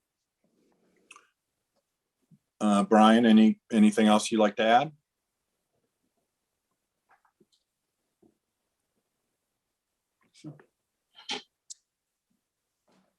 Brian, if you're there, you're on mute. Can you hear now? Yes. Okay, sorry about that. No, Rick, Kristen, that was great. I think that pretty much covered everything. I don't have anything to add at this point, so let's turn this over to the board for their discussion. Thank you. Thank you, Mr. Hope.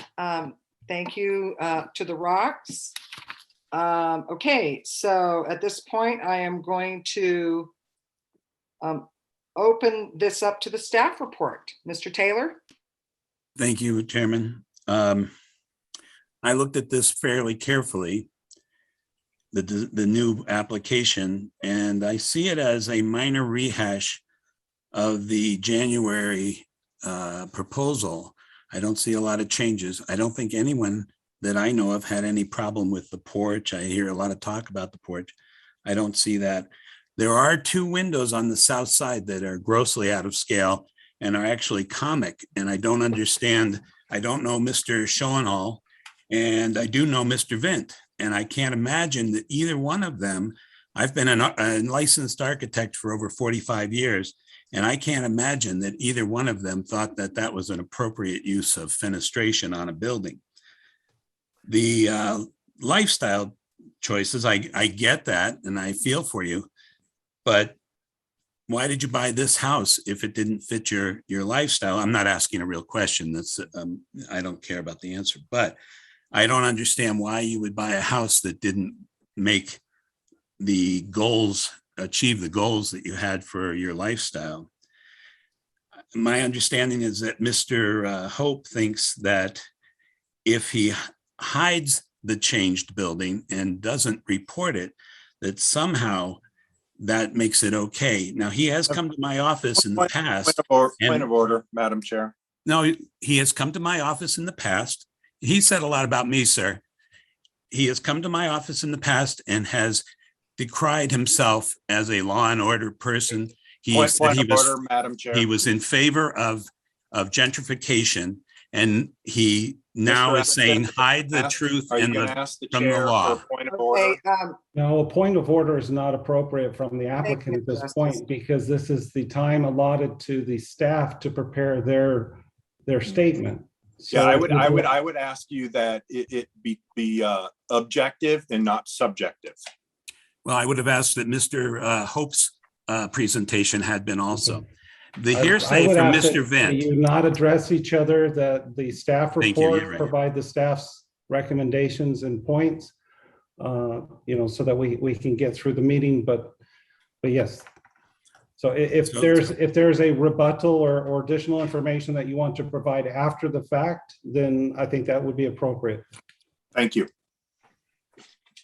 So just because you need a second floor doesn't mean that we need to have a second floor. The comment I made in January was that it was not possible to just lift the roof and reuse it. Number one, the 2x4 structure of the rafters in that roof could not be reused. They just won't make it. You need R30 insulation in that roof, and 2x4s will not allow that. Now, Mr. Hope has told me that you plan on sistering up, I believe he said 2x10s. Yeah, but to no avail to have those original 2x4s. I'd leave them out at that point. I do think that if the board wants to go forward with this in favor, that they need to make a stipulation that the applicant stated that they would apply for the demo permit, and that is a separate review that will be probably at the next DRB meeting. And that is my comment. Thank you. Thank you, Mr. Taylor. I am not familiar with opening up to a rebuttal. Is that something that I can do at this point for Mr. Rock? It's not on the agenda. But if there's, under Robert's rules, as the chairperson, you have the ability to accommodate. Okay, I will accommodate Mr. Rock if you'd like to make a rebuttal. You're muted, Mr. Rock. I'm sorry about that. I object to Mr. Taylor's comments. I've listened to like I said, probably a year and a half of these meetings, and I believe he interjects very subjective opinion versus very objective facts. The other thing I would like to know, since he actually called it out, is where are you certified as a licensed architect? Okay, that's not part of the agenda. It's not part of the. He referenced his expertise as a certified architect. That's fine, but you're not here, we're not going to go back and forth on arguments between the parties. If you have something specific to your application that would help the board, then please present that. Yeah, well, I'll present the fact that I couldn't find that he was a certified architect. The other thing I'd like to finish with is, and I know I'm going to probably get in trouble with this. No, let me turn it over to Mr. Hope if he's got any technical rebuttals to what Mr. Taylor had to say. Thanks. I don't know so much about a technical rebuttal, but Mr. Taylor stated that I was attempting or I was insinuating that I was hiding something in this design. I don't know how anything could possibly be hidden here. You have the concept plans before you. We've spoken truthfully about raising a roof, about adding a veranda, about replacing all windows and doors. I'm confused. I don't know how anything could possibly be hidden on this. Mr. Taylor called out that on the south elevation, windows that are grossly out of scale. I would be inclined to agree with him on that, but in the interest of preserving geometry, which Mr. Taylor brings up time and again, we opted to retain that geometry and leave those windows as is. Given my druthers, I'd rather make them scale appropriately, but that's been problematic in the past, so we will leave them as be. That's all. Thank you. And the last thing I'd like to close with is, since it was read into the record by Mr. Estes and specifically referred to 3.5.5 under demolition and movement of historic buildings, I actually am of the opinion that that assumes that this is a demolition. You have to qualify this as a demolition before you read what that means. So let's go back to what the definition, according to the Bisbee zoning code dated 1998. I'm going to just read you the definition of demolition. Demolition shall mean destruction of a building. Destruction of a building. So I couldn't find destruction in the code. So I took the liberty to pull it up in Webster's dictionary. Destruction, the action or process of causing so much damage to something that it no longer exists or cannot be repaired. Synonyms of destruction: demolition, knocking down, pulling down, tearing down, leveling. So Brian didn't want me to bring that up, but it seemed to really be a hang up. I will fight this tooth and nail if the reason this doesn't pass is it's considered demolition, because according to your code, it's not demolition. We are not destroying the building, period. And Okay, if I can just provide go some ahead, Mr. clarification, Madam Chairman. My comments were made under a different agenda item, and they were just referencing a provision in a code that said shall do something, as opposed to something that was a may do something. It had nothing to do with this application, has nothing to do. Well, I politely disagree, because the board Okay, members. we're not going to get into a discussion or an argument. The people that commented during that time went back and forth specific to just the code or specific to this piece of property. It was back and forth at the time. Okay. That's all I would like to close yes, this section of the meeting. Thank you, everyone, for your comments. We're now going to open the public hearing. Do we have anyone who would like to speak in favor of this application? I would. Hello, can you hear me? Yes, I can. Go ahead, Ms. Douglas. Hi, good evening, Virginia Douglas. My husband Skip and I live 2 doors down, and we are the ones that wrote the letter that Mrs. Rock read. So I won't go over some of the points, especially given the time, but I would say thank you for the time you all are dedicating. This is an important decision, and this is an economic decision that affects a lot of people. The first thing I would say is, thank you for your service to Design Review Board. I mean, it is, I understand. I think, Savannah, I applaud your passion. You're talking about preserving the flavor of Bisbee, and that's exactly why we're back in Bisbee, why my husband grew up there, and now we're back. The mission, as I heard it, is to preserve the character. I think what's getting lost, and unfortunately, I'm so disappointed to hear that a letter gets introduced right before this as an agenda item and starts talking through things that are sort of veiled to be not related to this project. And just as a complete outsider, it didn't seem that way. And it feels like everything in this whole discussion is so subjective. And if you really want to get down to the notice of public hearing that we've got in front of us, it's talking about a couple of things. It's talking about increasing it by 90 square feet. You all just approved something right before this for 200 square feet. I think it was, everyone chuckled that her description of her property is rackety packety. I don't find that humorous, honestly. What I would say is Key Avenue is not rackety packety. We've invested at least $400,000 into our home. The Cummins have been there 40 years. They've invested a considerable amount. And as we've talked about this, they've raised their roof, just as the people on the other side of the Rock's proposed property have invested an enormous amount of money. So if you're looking to try to have Savannah kind of that flavor of Bisbee, I think Key Avenue is a really beautiful neighborhood, and right in the middle of that stands this little forlorn house. That one thing that you all just approved the solar panels for the woman on OK Avenue, or actually it wasn't. I'm sorry, it was the one right behind Circle K. But you point, yeah, thank you. You pointed out that you couldn't see it, so you were okay with it. And I guess I struggle with this whole subjective piece. What I would say is all along Key Avenue, if you haven't been there, but we've got at least 40-foot plus cypress that block all of the views on most of all of our homes. And so it's just interesting that there's kind of pick and choose of what gets picked and what doesn't. I guess the last thing I would say really is that, I think Mr. Taylor said, he doesn't really care about the porch or the livability, or why would the Rocks buy this house?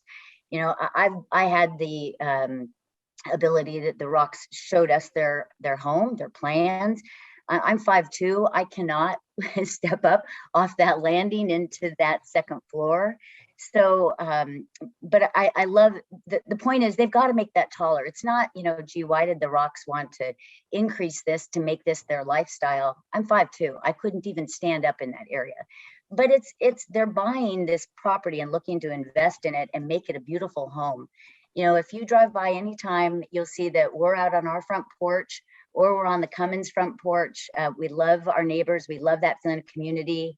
We love Bill, all the people that are in that area, and we would love to have the Rocks, and we'd love to sit on their patio as well and sit on that covered veranda. That's the spirit. That's the character of Bisbee. And that's really, I would appreciate you guys considering that all of the neighbors around them are in support of that. Certainly those of us that have put our names to something and have said that we support it. So, we appreciate your time again. Thank you for your consideration. Thank you, Ms. Douglas. Anybody else would like to speak in favor of the application? I do have some letters to read into the record after anyone else. Thank you, Nina. You may proceed. Thank you. This one is Rolf Schalstein. He would advocate for approving to all, and why object to a good idea. Miss Virginia Douglas's letter was read into the record by Miss Rock. Then I have one from Kaylin Cummings. It says, we have lived at 150 Key Street for 40 years. For the past almost 20 years, 148 has been neglected with unused appliances and other detritus in the side yard. The past 2 years, the home has been virtually abandoned. We are happy that the new owners, the Rocks, have purchased the property and plan to remodel. We have seen the plans and understand the changes. We are very pleased with the submitted prospects. We have also added a second story that has enhanced our home. David Budd. It is my intention to Zoom into the DRB meeting planned for April 6th of this year to learn about the new plans for renovation and improvement in the historic district. Many of the oldest homes in Old Bisbee retain a clearly historic character, but very much need a modernization and upgrade at this point. At stake is survival of the exterior of the homes and key features, improved energy efficiency, and much more. I've had an early review of the plans for the Rock family home at 148 Key, and they appear to be very positive upgrade. I've walked by the old cottage many, many times and noted its charm, but also its readiness for a renewal. The steel roof will be consistent with attractive construction, as well as several steel roofs in the same neighborhood, just to the south. The double hung windows are, as outlined, keep the historic character and allow modern functionality and energy conservation. The 4-foot rise in overall height to accommodate a living attic space seems consistent with what early 20th century Bisbee carpenters might have done to enlarge a home. And I will think to look very much in place with the homes there near the park. In all, my reaction to the plans as I've seen them is that the upgrade will be as good for the neighborhood as for the family that wishes to have a space that meets modern codes and standards while keeping all its essential flavor. I hope this plan moves forward. This one comes from High Ground Public Affairs Consultant. It says, Patricia and I very much appreciate your recent unanimous, oh wait.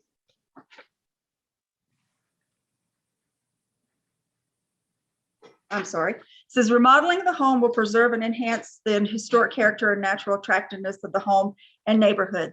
The vacant home poses a fire hazard to surrounding homeowners who have invested in the community. Remodeling prevents further deterioration and possible vandalism. Upgrading and renovating the property that faces the city park acts as a frame to help showcase the charm of Bisbee to residents and visitors alike. Additionally, this will be a family home where roots can grow, not a commercial vacation rental. After carefully reviewing the proposed improvements to the home, we fully support the Rock's intent to thoughtfully remodel a home that has fallen into disrepair. We believe their design and material choices retain the historical appropriate aesthetic, scale, and design of the neighborhood and community at large. The style of modification proposed by the Rocks reflect existing craftsman style homes ubiquitous throughout the city of Bisbee. Nowhere in the design do we see anything inharmonious, bizarre, or out of scale development for the home, neighborhood, and community. It does keep going on. This is from Chuck and Patricia Coughlin, and that can be viewed at the clerk's office. The other one here is an architectural exam of the property that Mr. Hope spoke about. From Mr. Max Cholinas, and I won't read the whole thing. I believe everybody received that, but he was also in favor of the upgrades. Thank you. Thank you, Nina. Okay, do we have anybody that would like to speak against or any public comments received by letter against the application? I do have some to read if there's no one. Okay. Proceed. Okay. It says, I live in this neighborhood. I disapprove of allowing the house to become a 2-story home. Granted, it needs a new roof and some remodeling, but should be kept as a single story. It is discerning when people from out of town purchase a property in Bisbee and want to make drastic changes with no regard for historical status. A second story would obscure any view of the mountains for the surrounding homes. The pictures of the note on the notice are very deceptive and shows before and after with little difference, but look at the pillars and the fence and you will notice quite a big difference. The house will be much taller. Again, with respect for historical status, the home should be allowed some remodeling, but adding a second story isn't one of them. Anyone purchasing a home in Bisbee is informed of the historical status and limited changes prior to any sale. People who don't even live in Bisbee shouldn't be allowed to make changes this drastic. It affects the citizens who live here year round. I am hopeful the Bisbee Historic District Design Review Board will take their position seriously and help preserve the historic district for all residents to enjoy. Yes to the remodel, but no to the second story. Longtime resident. This is from Board Member Green. He said he would like to see preserve, protect, and save Bisbee's heritage. And lastly, this is from Michael McPartland. He is writing in opposition to the proposed second floor expansion proposed for 148 Key Avenue. Supersizing this existing home does not serve the interest of preservation in the historic district. It is not in keeping with the character of this contributing structure, as defined by SHPO. An approval in the regard amounts to declassifying this property as a contributing structure. If memory serves correctly, it was your own staff liaison, Doug Taylor, who indicated at your January meeting, the scope of remodeling being proposed amounted to demolition of the building and should require a demolition permit in order to proceed. It will only contribute to the further dumbing down of the historic guidelines for Old Bisbee. This second floor addition proposal being brought back to the board with no discernible changes is an insult to the people who work over the decades to preserve the historic character of the neighborhoods of Old Bisbee. What is the point of having guidelines if they are so blatantly ignored? That's it. Thank you. Madam Chairman, who was the author of that last one that she read? I'm sorry, I missed that. Michael McPartland. Okay, thank you. And the previous letter was Stephen Green, board member, yes? Yes, ma'am. Thank you. Okay, any other statements against the application of 148 Key? Point of order, Madam Chair, or just a question. I believe the board member that left had something that he wanted read in. That's what she just read. Okay, thank you very much. The first letter. Mr. Gaffer, it's for item 12, what he wants read into the record, not for this item. Oh, Stephen Green is also absent. Yes, okay, sorry. Okay, so we're going to move on. I'm going to declare the public hearing closed at this point, and I'm going to open it up for board discussion. So I know this is a very emotional subject, but if we can try to, let the board discuss without interruption, that would be great.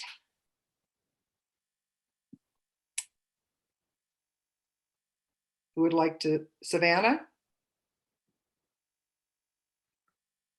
Ben. Get Ben first. I'm getting my thoughts together. Ben was wiggling his fingers, so. So as somebody who does a lot of historic preservation in Bisbee, registered architect, licensed in Arizona, though that shouldn't matter. When you do a large remodel, you have to do a demolition plan. That's not subjective.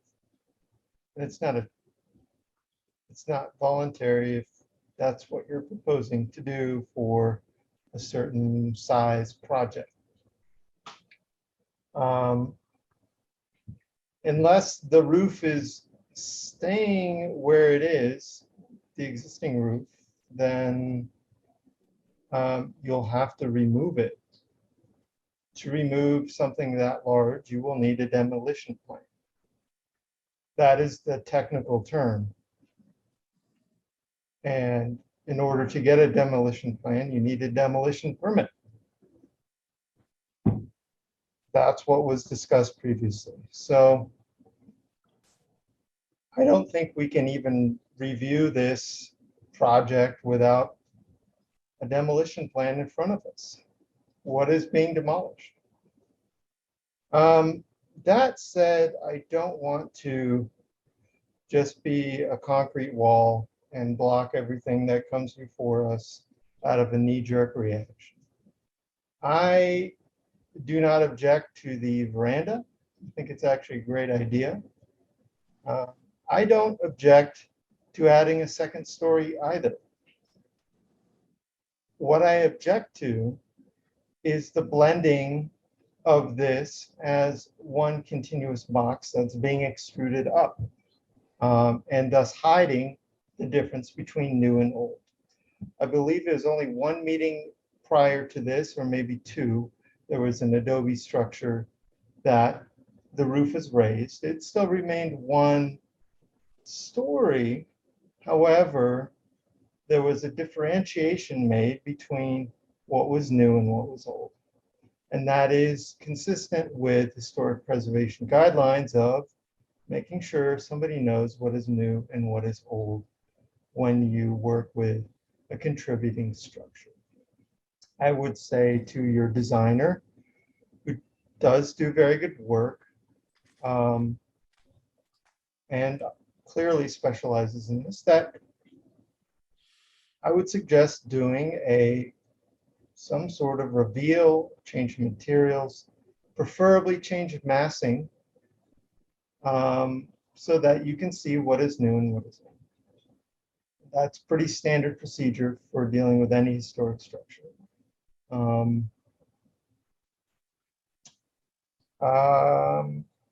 That's kind of it, really. I took another close look at the house. About a third of the windows look like they're beyond salvage with termite damage and dry rot. About 2/3 look like they just need routine maintenance. And you can add insulated glass to wooden sash windows that are existing in historic use, 1/4-inch insulated glass. Anyhow, that's essentially my core points. I don't want to get into it, and I don't want this to turn into another Laundry Hill, which, may I remind you, what happened there is they took the roof off, the house fell apart, and they had to demolish the whole thing. And the neighbors got very upset that the whole thing got demolished, and it dragged on for literally years and years. And it cost the city a ton of money in legal fees. I don't want that to happen again. And that's what happens when you do massive remodels that mess with the integrity of the structure. So that's it. But yeah, I would request a demolition plan. And this is, architecture and design is subjective. That's why we have a stamp. That's why we go to school for not 4 years, 5 years. So that's why there's an odd number of people on the board, because it is subjective. There's nothing wrong with it. Thank you. Thank you, Mr. Lepley. Anyone else like to speak?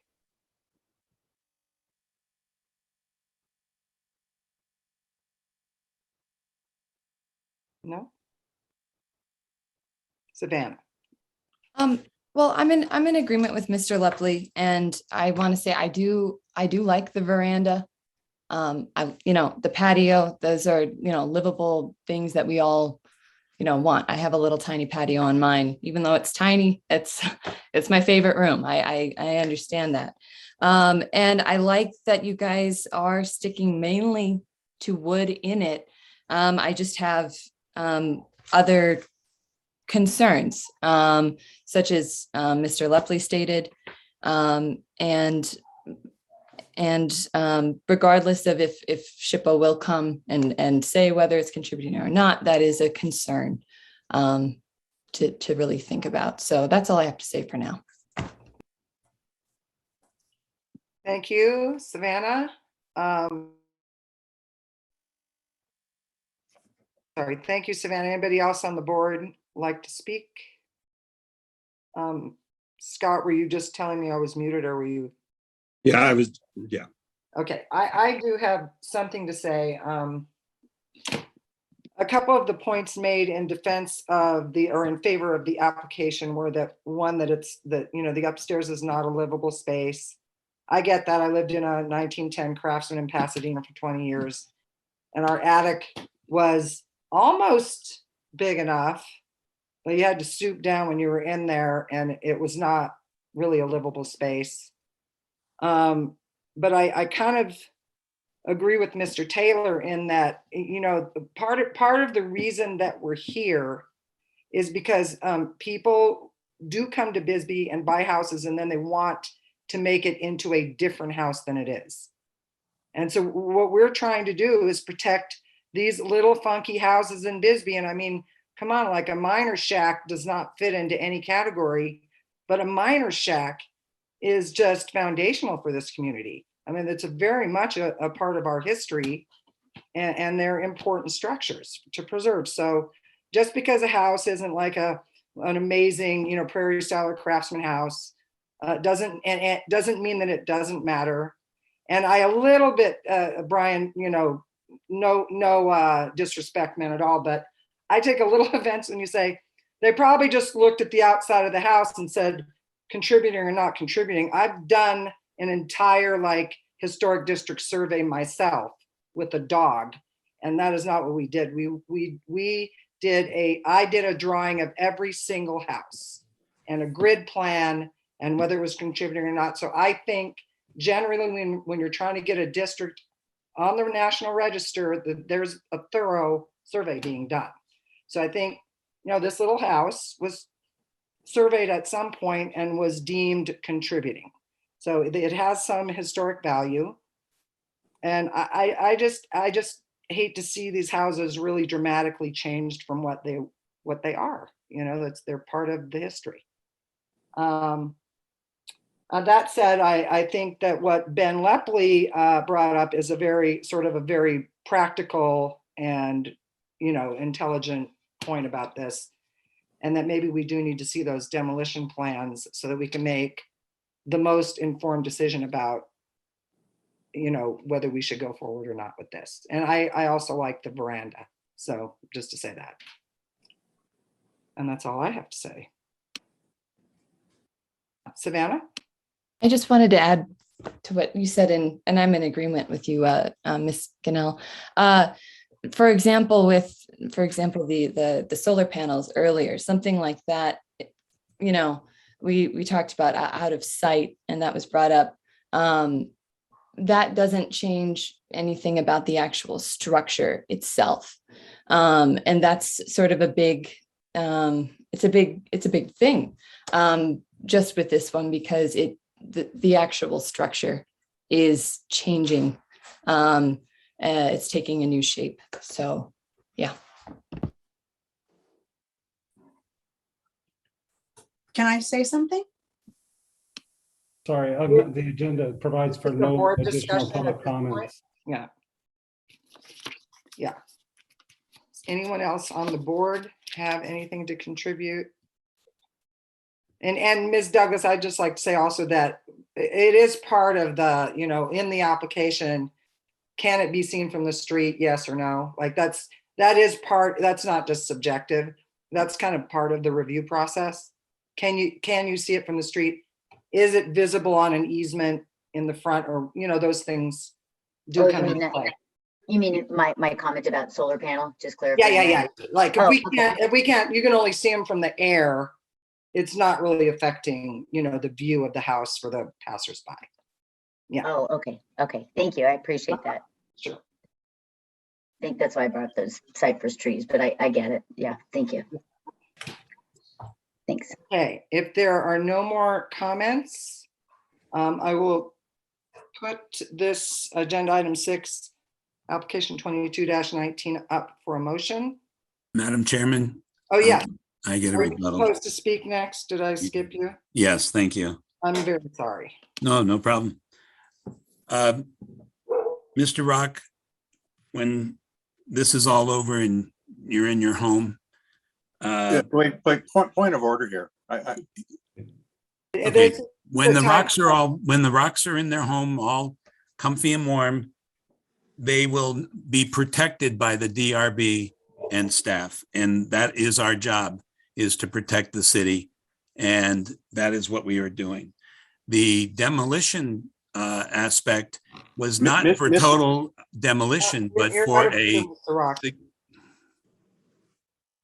And I would, point of order, Doug, this should be directed as to the application.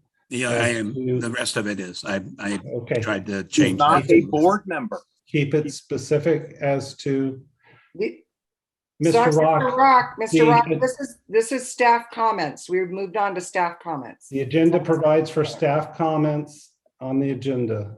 And I understand that you don't, that you have disagreements, but this is a process. This is the process. So, Mr. Taylor, if you could provide your staff comments as to the application. Yes, that. Did he not already? Just a point of, did he not already provide? It his is comments? part of the agenda. There is our staff agenda. comments that are part of the agenda. So if we could all just please follow what's on the agenda. Thank you. So the demolition portion is for, as it says in 3.5.5, is for a significant part of a building. And that, I believe, is what we are looking at in this application, is to remove a roof, a porch, an addition are all significant demolition applications. I will leave it at that. Thank you. Thank you, Mr. Taylor. I am now going to put this up for a motion before the board. Motion, anyone?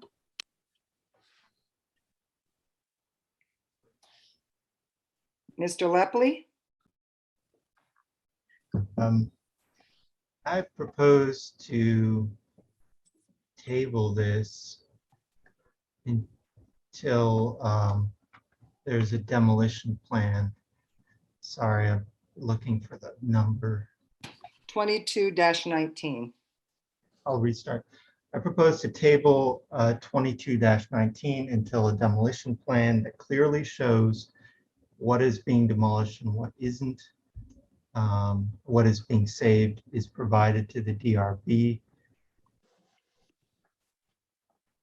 That's it. Okay. I'll second. Okay, we have a second. We'll put it before a vote. I'll do roll call. Madam Okay. Chair. Yes, Madam Chair. Could you repeat Ben's motion? Just I'll have Ben repeat his Ben, motion. can you repeat your motion for me? Okay. I would like to table 22-19 until a demolition plan is provided to DRB and staff. That clearly shows what is being removed / demolished from the building and what will remain, including finishes.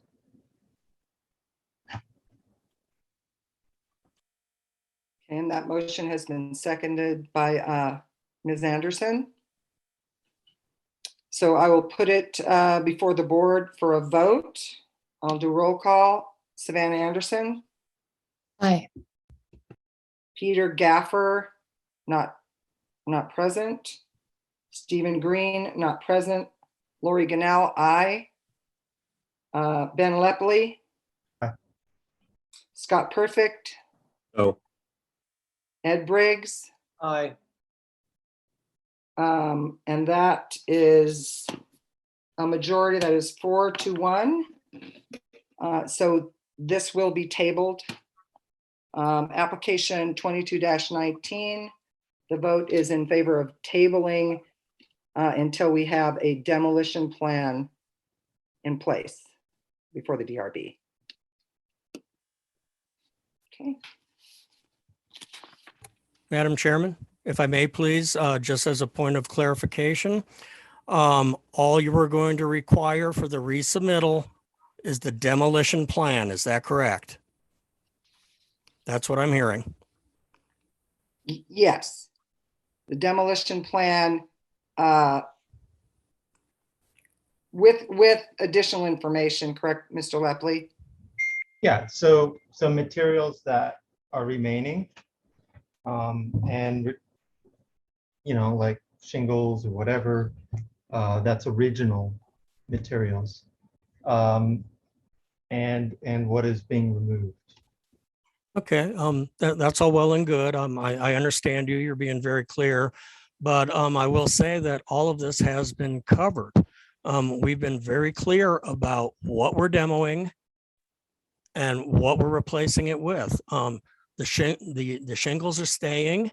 We are going to have to do some infill, but nothing's changing. I understand the motion passed and that's what we'll do, but I still object. Seems to me that you should be able to visualize these changes without benefit of yet another 30 days and more line drawings. So at any rate, thank you for your time and consideration. Thank you, Mr. Hope. Okay, so we are moving on to agenda item number 7, approval of the March 2 Design Review Board meeting minutes. Do we have a motion to approve? I'll make a motion to approve the minutes of the March 2nd meeting. Okay. Second. Okay, and then I will read through the roll call again. All in favor say aye. Savannah Anderson. Aye. Peter Gaffer not present. Stephen Green not present. Lori Ganell, aye. Ben Lepley. Aye. Scott Perfect. Aye. Ed Briggs. Aye. Okay, the motion is passed. The minutes are approved from the March 2, 2022 meeting. All right, agenda item 8. Approval of, oh yeah, we had 2 meetings, didn't we? Yeah. Approval of the March 16, 2022 DRB meeting minutes. Motion to approve. I make a motion to approve the March 16th meeting minutes. Is that the right date? Okay. Thank you, Ms. Anderson. I'll second. Thank you, Scott. I'll put that before a board vote. Savannah Anderson. Aye. Peter Gaffer, not present. Stephen Green, not present. Lori Ganell, aye. Ben Lepley. Aye. Scott Perfect. Aye. And Ed Briggs. Aye. Okay. The motion for item 8, approval of the March 16, 2022 minutes is approved unanimously. Okay, so agenda item 9, this is just a discussion. It does not require a motion regarding meeting in person starting in May, or if the board will continue on Zoom. Discussion, anybody? I'd like to see us meet in person, and that's just my opinion. Anybody else? I like Zoom. It's convenient. It is. Anybody else?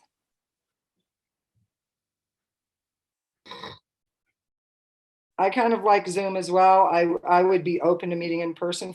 Frank, did you have something to say? I think that given the circumstance that COVID has dropped down, I think it serves the public better to meet in person. Yeah. You know, and I think we would function perhaps better in person as well. I know it's convenient. I like it too.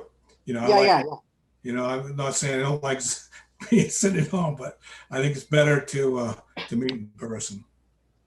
Okay, now is this something that we would put on the agenda for our next meeting to vote on? No, it is on the agenda for discussion and possible action. Yeah, right now, okay, yeah, so. You can vote on it now. So, Oh, yeah, can it would be appropriate to have a motion if someone would like to make a motion to transition back to in-person meetings. Okay, would anybody like to make that motion? I'd like to make the motion that we transition back into in-person meetings on, and someone's going to have to help me with the date. May something? Yeah. Say the regular meeting in May. May 4th. May 4th, thank you, on May 4th at 5:30 p.m. I'll second. So we'll go ahead and take a vote. Savannah Anderson? Aye. Okay. Peter Gaffer, not present. Stephen Green, not present. Lori Ganell, aye. Ben Lepley? That was kind of an aye and a nay at the same time. What was it? And I. Okay, and Scott Perfect, Aye. Ed Briggs. Aye, no, aye. Okay, it's unanimous that we will be Sort of meeting in person. Okay, agenda item number 9, we will meet in person beginning May 4th, the next DRB meeting. Okay, agenda item 10, boy, we have a lot of agenda items, don't we? Review and discussion regarding updating the design review board application packet. Okay, we've all been looking at it and talking about it. What do y'all think? I actually think it's in my view is that it's in pretty good shape, the way it's been redesigned. Thank you, Nina, and all others involved. Yes, Savannah. I agree with that. It's really looking good, and thank you for spending time on that. I think it's really going to benefit the entire process on the board. So, yes. Okay, do we want to, let's see, review and discussion? Okay. May I ask a question, Madam Chair? Action. Yeah, go ahead, please. So this is a non-actionable item. What are we actually discussing? I mean, I don't know what we're discussing yet. We're just discussing if we think that we should Nina. to a vote at some point. Well, it is kind of an actionable item because it's on there twice. It's right. Agenda item 11 is the discussion and possible action. Oh, I gotcha. Okay, yeah. Right, Possible because action. the last time you said you wanted to be able to review and discuss it before making a motion. So I wanted to make sure you had ample time to put any changes you wanted to into the next item so that we could, I could get it all together. So I apologize if that was. Oh, no, that's quite all right. Okay, so let's combine, can we combine agenda item 10, or I'll close that out. Let's move to agenda item 11. Yes. Move to item 11, yes. Yeah, and does anybody want to make a motion on agenda item 11 regarding the updated design review board application? I'd like to make a motion. Item is 11. Yes, it is. Agenda item 11, that we accept the application as is. It's been 30 days since the last meeting and there hasn't been any updates. Is that correct, Nina? That's correct. Everything in red is everybody's suggestions. Okay, I suggest that we accept the application as it is and pass it on. A second. Okay, I'll put it up to a roll call vote. Savannah Anderson. Aye. Peter Gaffer, not present. Stephen Green, not present. Lori Ganell, aye. Ben Lepley. Aye. Scott Perfect. Aye. And Ed Briggs. Aye. Okay, agenda item 11 passes unanimously. We will now have a new application for the design review board. And then finally, training and discussion regarding Arizona conflict of interest and open meeting laws for design review board members. City Attorney Joe Estes, thank you very much. And again, good evening, Madam Chair Member and members of the board. First, I just want to again express appreciation for all that you guys do. You know, these are volunteer positions and you guys devote your time and effort into making Bisbee the wonderful city that it is. You know, and I have some past experience from being in similar circumstances. I was on the Planning and Zoning Commission when I lived in the city of Maricopa. I was an elected council member in the city of Maricopa. So I understand the desire to serve and to do what you can for your community. And the purpose of this is just to kind of follow up. I know you guys received a memo that I prepared with regard to conflict of interest in some open meeting law matters. And I always try to make it a point with the municipalities that I represent that not just the council members are provided with training and information, that all of the board members or provided with training and information, because conflict of interest laws and open meeting laws apply to all the boards and commissions.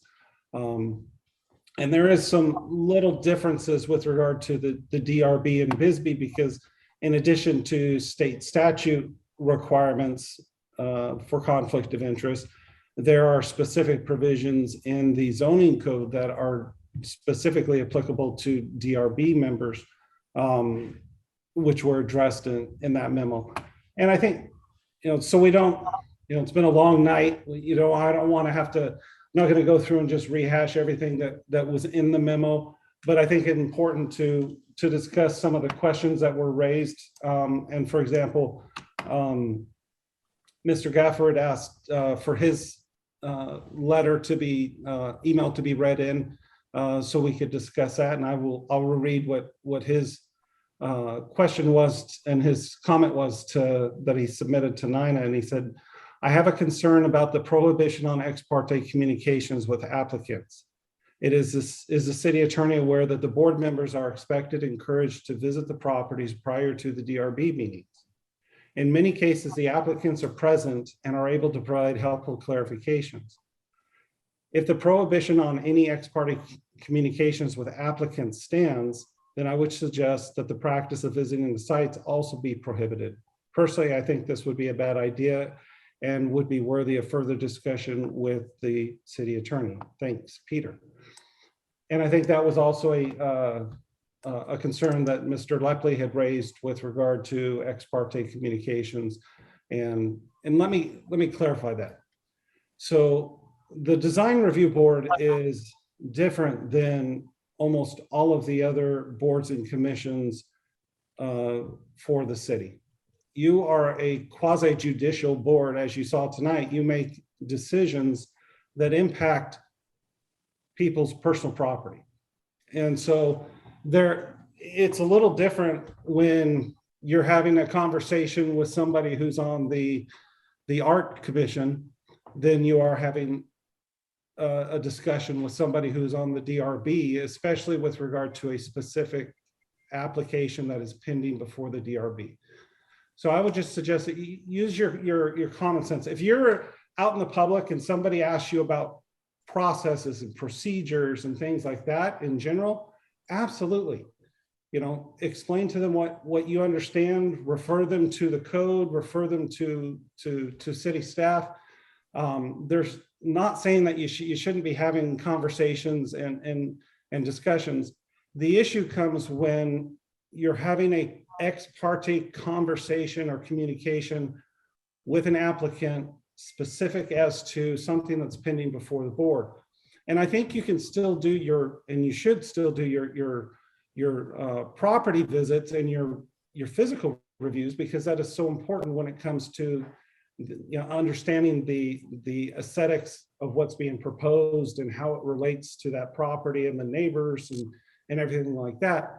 But what you want to avoid is a situation where I go and I review the property and there's the applicant there and I start a detailed discussion with them. And now I have information with regard to that property that the other board members don't have. And the whole process is supposed to be that information is supposed to be brought forward before the board as a whole and in a public setting so that everybody has that same information and can make your decisions based off of the information that everybody has. That one board member shouldn't have information that another board member doesn't have. Just like, and I use an example for me as an attorney, if I have a court hearing in front of a judge, yeah, I want that judge to know what my opinion is, but I can't call that judge on the phone and say, this is what I think you should do. I need to do that in front of the other party, the other party's attorney, so that everybody has that same information. And it's just, and it's not a restriction that I'm putting in place. These aren't, this isn't the law according to Joe. These are guidelines and policies that are under state statute. And it's advice, giving you advice, because if there is a conflict of interest and there's a violation of a conflict of interest, that's a personal violation, as pointed out, that you're responsible for. And that's something that would be investigated through a complaint with the Attorney General's office, not through me or myself. So there's the reasons for avoiding those ex parte communications, and it's you just be very polite and to the applicant if they do try to address you while you're looking at the property, and just say, you know, that would be great. Could you please present all of that information to the board when we have this item come up, so everybody knows what you have to say.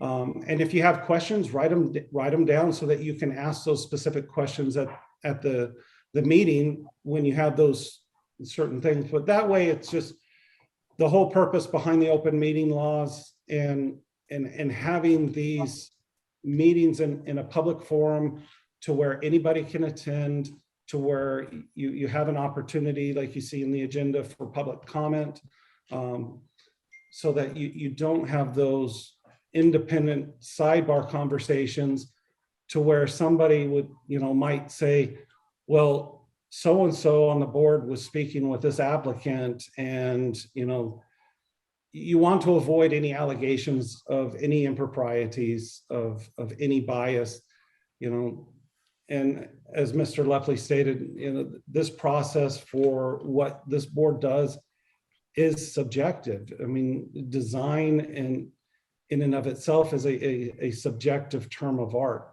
And I try to encourage people, and I understand, as you saw tonight, emotions can run high because this affects somebody's personal property. And, yeah, I definitely understand that. And I have those experiences involving litigation. This impacts this party substantially based off of what happens, and emotions do run high. And I try to de-escalate and encourage people to understand that we can have differing opinions without getting into personal attacks and arguments, and understand that, just because I have a differing opinion doesn't mean that, that I'm a bad person or that the person I disagree with is a bad person. We just have differing viewpoints. And I always use an example of that is the Supreme Court. We have some of the best legal minds in the country on the Supreme Court, and even Supreme Court justices don't agree with each other, and they have dissenting opinions and dissenting views, but they get along personally on a personal basis. They go to lunch, they have a collegial working relationship, even though they know that they are going to disagree. And I use that example, and in litigation, things get, you're always in a confrontational mode because I want to win my argument. That's just the nature of these processes. Yeah, I want to win my argument, but I also have to understand that, that doesn't mean that the other person's argument doesn't have any merit or isn't worth hearing, or should just be, kicked to the side without any consideration. So just understand that, you're going to have times and circumstances where, board members don't agree, and you have differing votes and things. And that's the purpose for these open meetings, so you can have those discussions and conversations, and people can understand and know what your viewpoints are and what they will then need to do to come back and try to address your concerns and things. So let's see. So I think I touched on is there any questions with regard to ex parte communications?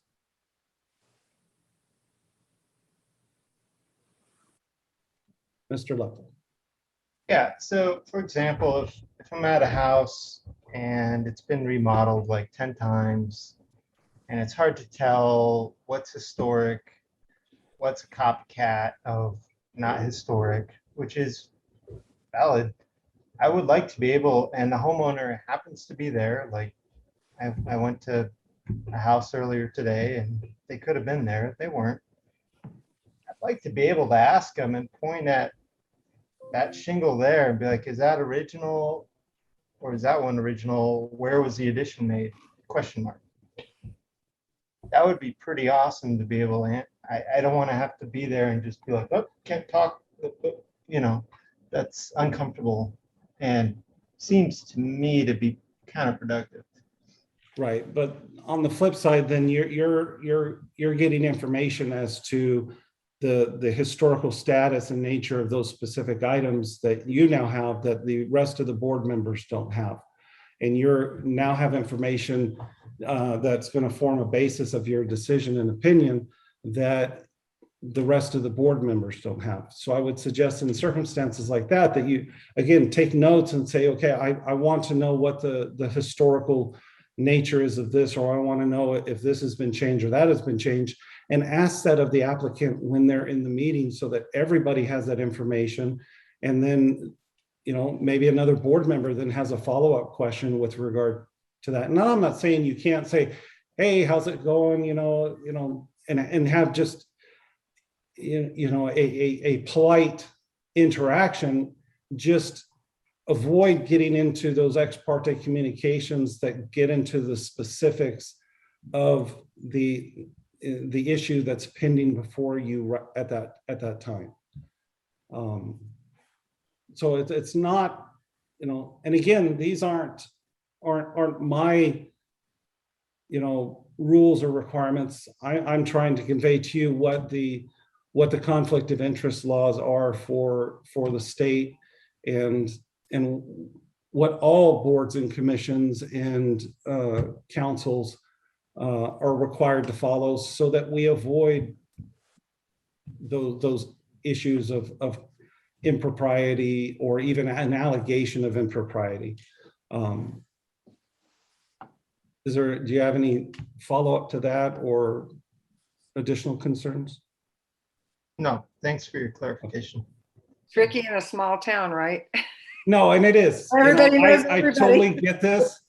Like I said, when I lived in Maricopa, when I moved there, the population was 7,000. It was still a small city. I was on the city council. I represented developers and builders and stuff. And it's a tightrope walk when you live in a small community and you work in that same small community, and you also want to serve and do things in that same community. So it's a matter of recognizing those circumstances and things, and it's and it's not unique to Bisbee. I was the city attorney up in Page, which is quite a bit more remote than Bisbee, in connection with the next nearest town or city, which was Flagstaff. You end up with, okay, you got this council member's wife works for the library, and then you have the issue of the library's budget coming before the council, making decisions on things that would impact all these different things. So and it's not just the DRB, it's all the different boards and commissions that sometimes have to deal with this. They come up occasionally, and it's just, a lot of times I suggest it's just common sense when dealing with those circumstances. But you want to make sure that everybody is on the same playing field, has the same information, and is able to make their decisions and based off of the information that all the other members have. And again, that's not to say that, oh, I can't talk to you because I'm on the DRB. Absolutely have friendly conversation and be polite, but just explain to them, and if they approach you and say, want to address something specific to you, just ask, politely ask and say, I'd appreciate if you could, write that down and bring that up at the time of the hearing, so that all the board members can hear that and can be presented with that information.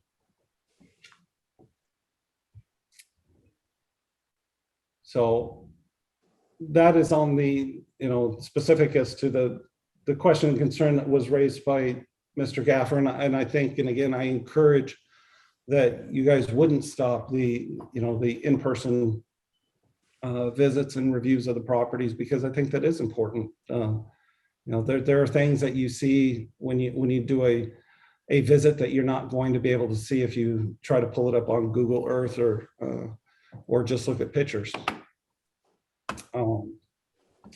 So then another concern that was raised was with regard to when a member has a conflict of interest, and this will occur and arises if a member has a conflict of interest because they represent or they have done business for an applicant and they have to recuse themselves from the board because of that conflict, because it is a specific pecuniary conflict. Then the issue is also that you're not to then turn around and represent that individual in front of the same board that you sit on as colleagues, because then there's the allegation that you are attempting to place undue influence because of your relationship as a board member on the other board members by representing this applicant in front of the board that you serve on. And that's not just state statute, but then you also have specific to the DRB, which is different from some of the other boards like the planning and zoning or the Board of Adjustment. You have, I'll pull it up here real quick. The specific in the zoning code, you have under 262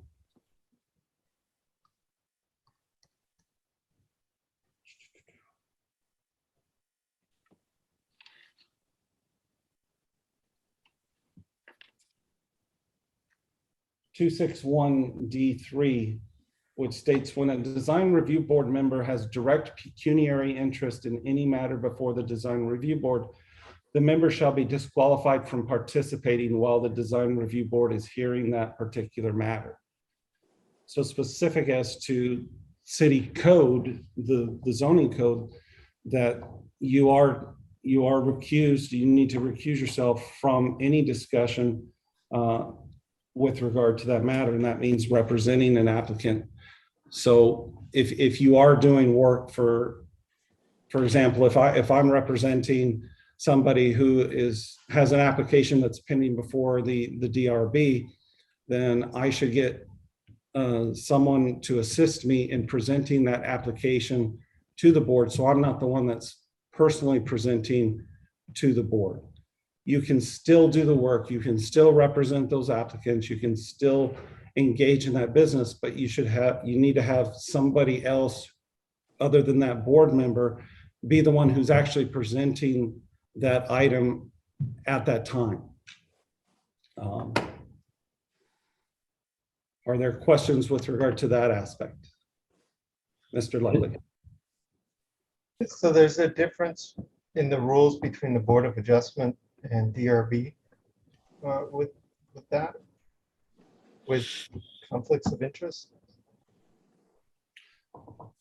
No, I'm saying that any board, the board members should not be presenting the case before their other board members. So I shouldn't, as a member of the DRB, I shouldn't say, Madam Chairman, I need to recuse myself because I represent applicant A, and then turn around and then in the next breath present applicant A's application to the board. I need to have somebody else present that application, whether it's to the DRB, whether it's to the Board of Adjustments. I'm just pointing out that there is a specific clarification provision in the zoning code with regard to that issue. Not, and again, I didn't draft or wasn't a part of drafting this code, and I can make my assumptions that the reason that was there was because it was a possible concern with prior practice or what have you. But I'm just saying that's what the zoning code says. It says when a DRB member has a direct pecuniary interest in any matter before the DRB, that member is disqualified from participating while the DRB is hearing that particular matter. So it's not just presenting, but it could also be sitting or voting, even if somebody else who was presenting had the conflict, if you were voting on it and not presenting, that would still apply.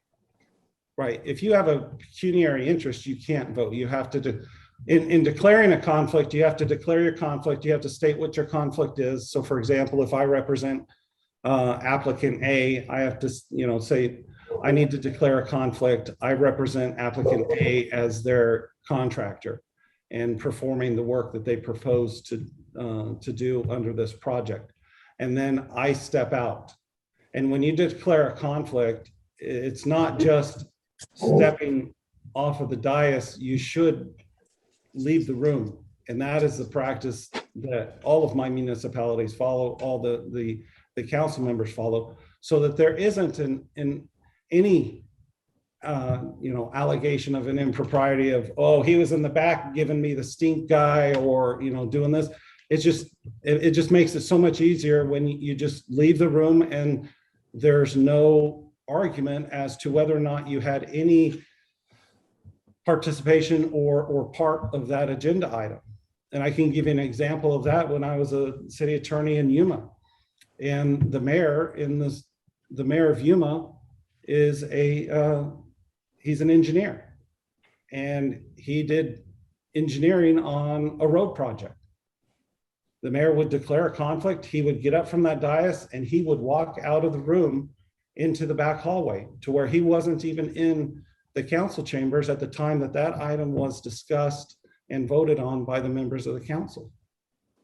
And he would have somebody else from his organization or somebody else present any questions or concerns that the council might have on that project that he had a direct interest in. And that's an example of how that process works. So I don't mean to put you on the spot. It is agendized, but when I brought up this exact conflict of interest question about the Board of Adjustments hearing for something near the Iron Man statue, where somebody who wasn't directly involved, was on the Board of Adjustments, did not call out themselves, did not leave the room, and voted on the issue against the DRB. The reply from city and the reply from you was, it's up to that person to recuse themselves. So the question then, I think the question is whether or not that was if they had a personal opinion or if they had a legal conflict. And legal conflict is defined in state statute. And again, it's called out again in this provision under the zoning code, a direct pecuniary interest. So if I don't have a pecuniary interest in it, then I don't have a conflict of interest in that matter. And I'll give you an example. When I served on the city council in Maricopa, the church that I affiliate with was coming before the city council for a variance for the height of a steeple. I did not have a legal conflict of interest with regard to that matter because I didn't have a direct pecuniary conflict. But I still recused myself just out of my own personal desire to say, well, no, I can't be unbiased with this decision because this affects the organization that I affiliate with and I have such strong feelings towards. But if I would have voted on it and not recused myself, it would not have been a conflict of interest under the law. But I did that as just my personal viewpoint, being that if I feel like I can't make a decision that's unbiased because I have a special relationship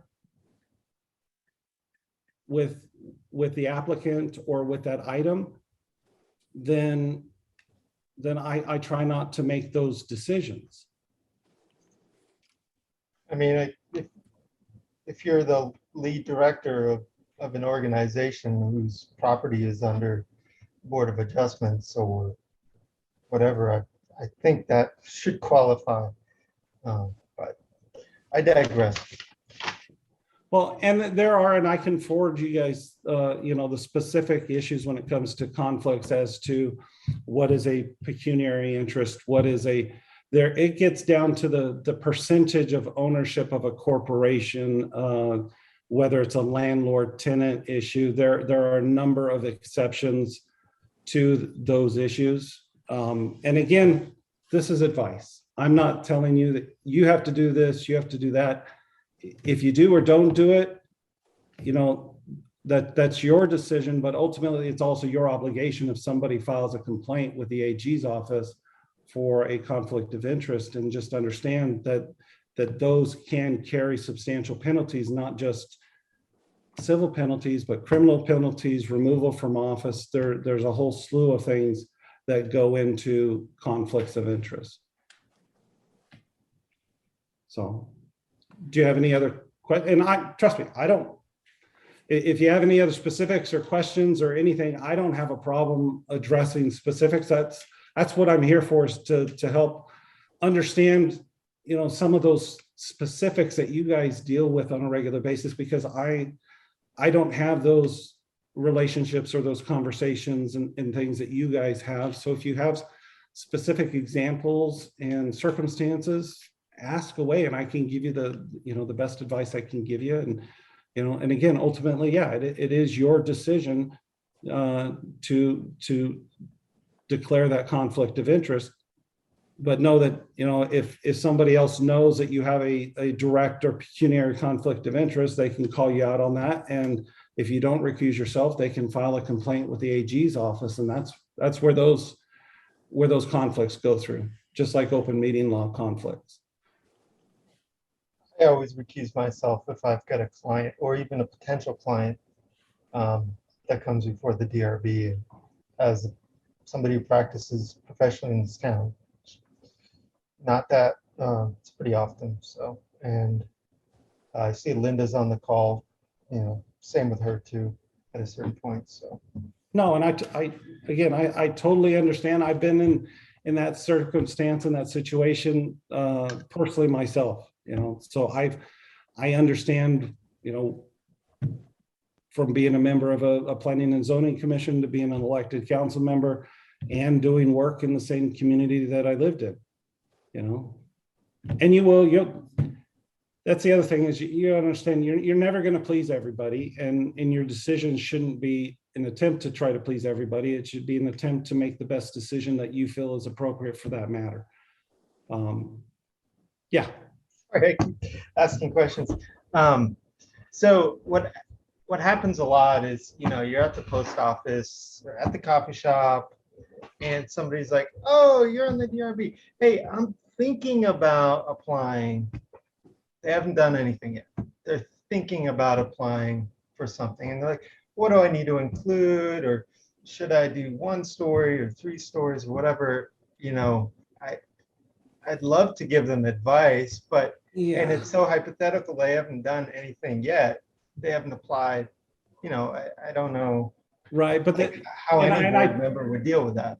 Right. No, I totally get that circumstance and concern, but take that to the next level. Okay, say you do engage in that discussion, say, "Oh yeah, 2-story be great, do this, you need to, this is part of your application," and then they apply. And then it comes before you, and now you have given and had that conversation and given advice to them on something that now has then come before you for a decision. And that's what you need to try to avoid. If it's just general, point them out. This is where the zoning code is. You can go on the city's website and pull it up. These are the specific sections of the zoning code that apply to the historic district, this and that. Generalities, absolutely, have those conversations. But if it comes down to asking advice on what they should or shouldn't do as to an application or something, then you definitely need to avoid those. Mr. Perfect. Now, is that Ben's question that you just answered? That's not a pecuniary interest. There's no money changing hands there. It's just simply ideas. Right, but you're again, it's that ex parte communication aspect of being a quasi judicial board. It's not like you're a an advisory board that just provides a recommendation to the council or to somebody else. You are a decision-making board that makes specific decisions as to individuals, private property. So you need to avoid those ex parte, and even if those are ex parte as potential, you want to avoid a circumstance where you are giving somebody advice that then is used as part of their application. And then you have somebody over here saying, well, of course, Mr. Perfect voted in favor of that because he's the one who gave him the recommendation to do it that way. Okay, I think that makes it a little less gray for me. Thank you. So, and that's why it's good to talk about this and have, real life kind of scenarios and things like that. And if you have other questions and things, please do not hesitate to forward those to Nina, and she's really good at getting those to me, and I can get back with you on those. So it's just a lot of it is just kind of common sense stuff. You absolutely engage with your neighbors and with the community, and and definitely don't come across as you can't talk to me or I'm on the DRB. The whole purpose of doing what you do is to serve the community and to be there to help, and you want to help, and just politely explain to because I may end up voting on this matter, here's the individual at the city that handles this process that can help you with the application and help you in that manner.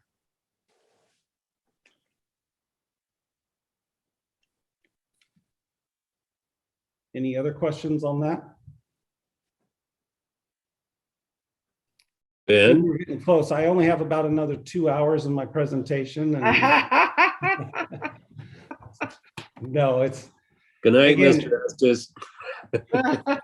I like to try to keep it light and humorous at times. You can ask Councilmember Davis. He is very well aware of my lack of sense of humor when it comes to city council meetings and. But You do a again, great job, Joe. So I'm here to help, to give advice as to those areas to help you avoid the pitfalls that you could come across as being members of the DRB, and to help you to become, be the best members you can and be, there for the community and do what you want to do. So you're saying that use Nina as an intermediary to get in touch with you about specific questions that we have concerning this, or we contact you directly? No, it's a lot easier if you can just go through Nina, because she's the kind of the gatekeeper, the intermediary, and again, and it's not just because of, I try to be very conscientious of my time and the things that I do. She may have something that she can, respond right away to you or something like that. But I tend to always make sure that, the stuff that comes from boards and commissions and even from departments gets funneled through the clerk's office and or the city manager's office, just as an accommodation to the city, because I do, I'm not an employee, I'm a contract attorney, so I do have to bill out for my time, and I try to be very conscientious of that, unlike a lot of other attorneys. I think, my main focus is, I want to do the best job I can for my clients. And part of that is also ensuring that they're getting the best legal advice for the best value as well.